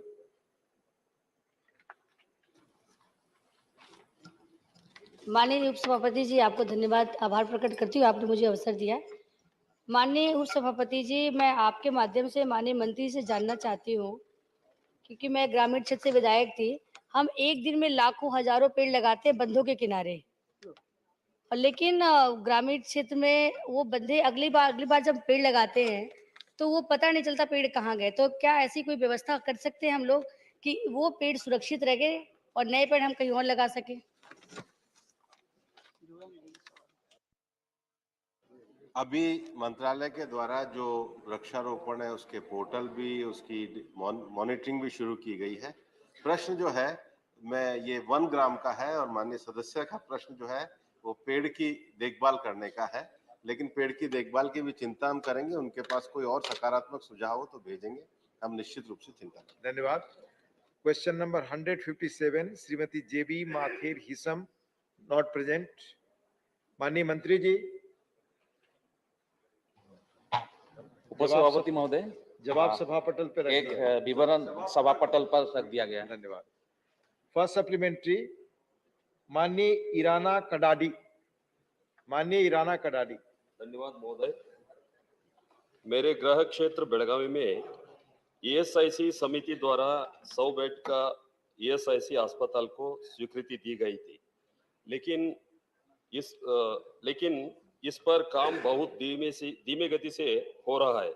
मैं मंत्री जी से जानना चाहूंगा कि क्या सरकार ने हर विलंब का संज्ञान लिया है, और यदि हाँ तो इस अस्पताल को निर्माण का कार्य कब तक शुरू करने की योजना की है? धन्यवाद। माननीय मंत्री। महोदय, सांसद जी का जो प्रश्न था, क्योंकि जो प्रश्न थे वो केरल से थे, लेकिन इनका जो प्रश्न है उसका जवाब मैं जरूर लिख के मैं दूंगा। उनका विलंब होने के कारण क्या है, उनका मेरे पास डाटा नहीं है। धन्यवाद। आपके सदस्य आपके सवाल का जवाब माननीय मंत्री जी बता देंगे लिखित रूप से। धन्यवाद। माननीय श्री धनंजय महादिक जी। उपसभापति महोदय, सभापति महोदय, केंद्र सरकार के माध्यम से जो ESI हॉस्पिटल करीब सभी जिलों में दिए गए हैं, वो श्रमजीवियों, उनके परिवारों की चिकित्सा, इलाज, दवाइयाँ और ऑपरेशंस का काम करते हैं। मेरे क्षेत्र कोल्हापुर में सर एक ESI हॉस्पिटल 2018 में शुरू हुआ है, लेकिन वो पूरा पर्याप्त काम वहाँ पे नहीं हो रहा है। डॉक्टर्स की कमी हो, स्टाफ की कमी हो या इंफ्रास्ट्रक्चर की कमी हो। मैं माननीय मंत्री जी से आपके द्वारा जानना चाहता हूँ कि इस तरह जो कई साल बंद थे जो ESI हॉस्पिटल, हमारा करीबन 15 साल बंद था, फिर वो शुरू हुआ और अभी शुरू होने के बाद भी वो पूरे क्षमता से नहीं चल रहा है। तो ऐसे जो हॉस्पिटल्स है उनके लिए आप कोई सुविधा या उनके लिए कोई निर्णय ले रहे हैं क्या? और महाराष्ट्र में और कितने ऐसे हॉस्पिटल की महाराष्ट्र सरकार ने डिमांड की है, अगर उसकी जानकारी है तो कृपया दीजिए। धन्यवाद। माननीय मंत्री जी।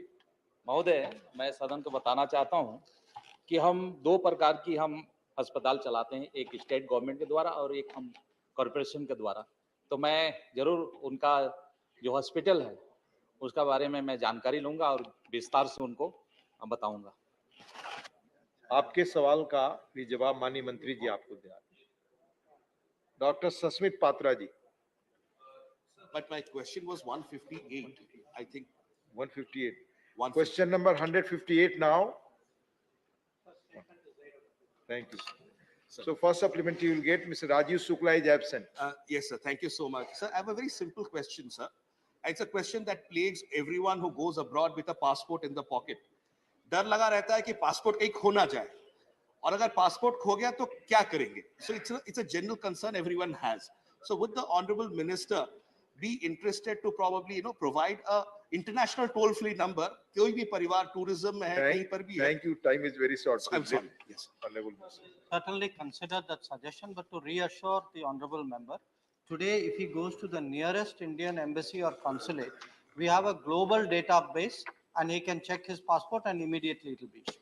Thank you. Thank you, Honorable Minister. The House will meet again at 2 p.m. today. Thank you.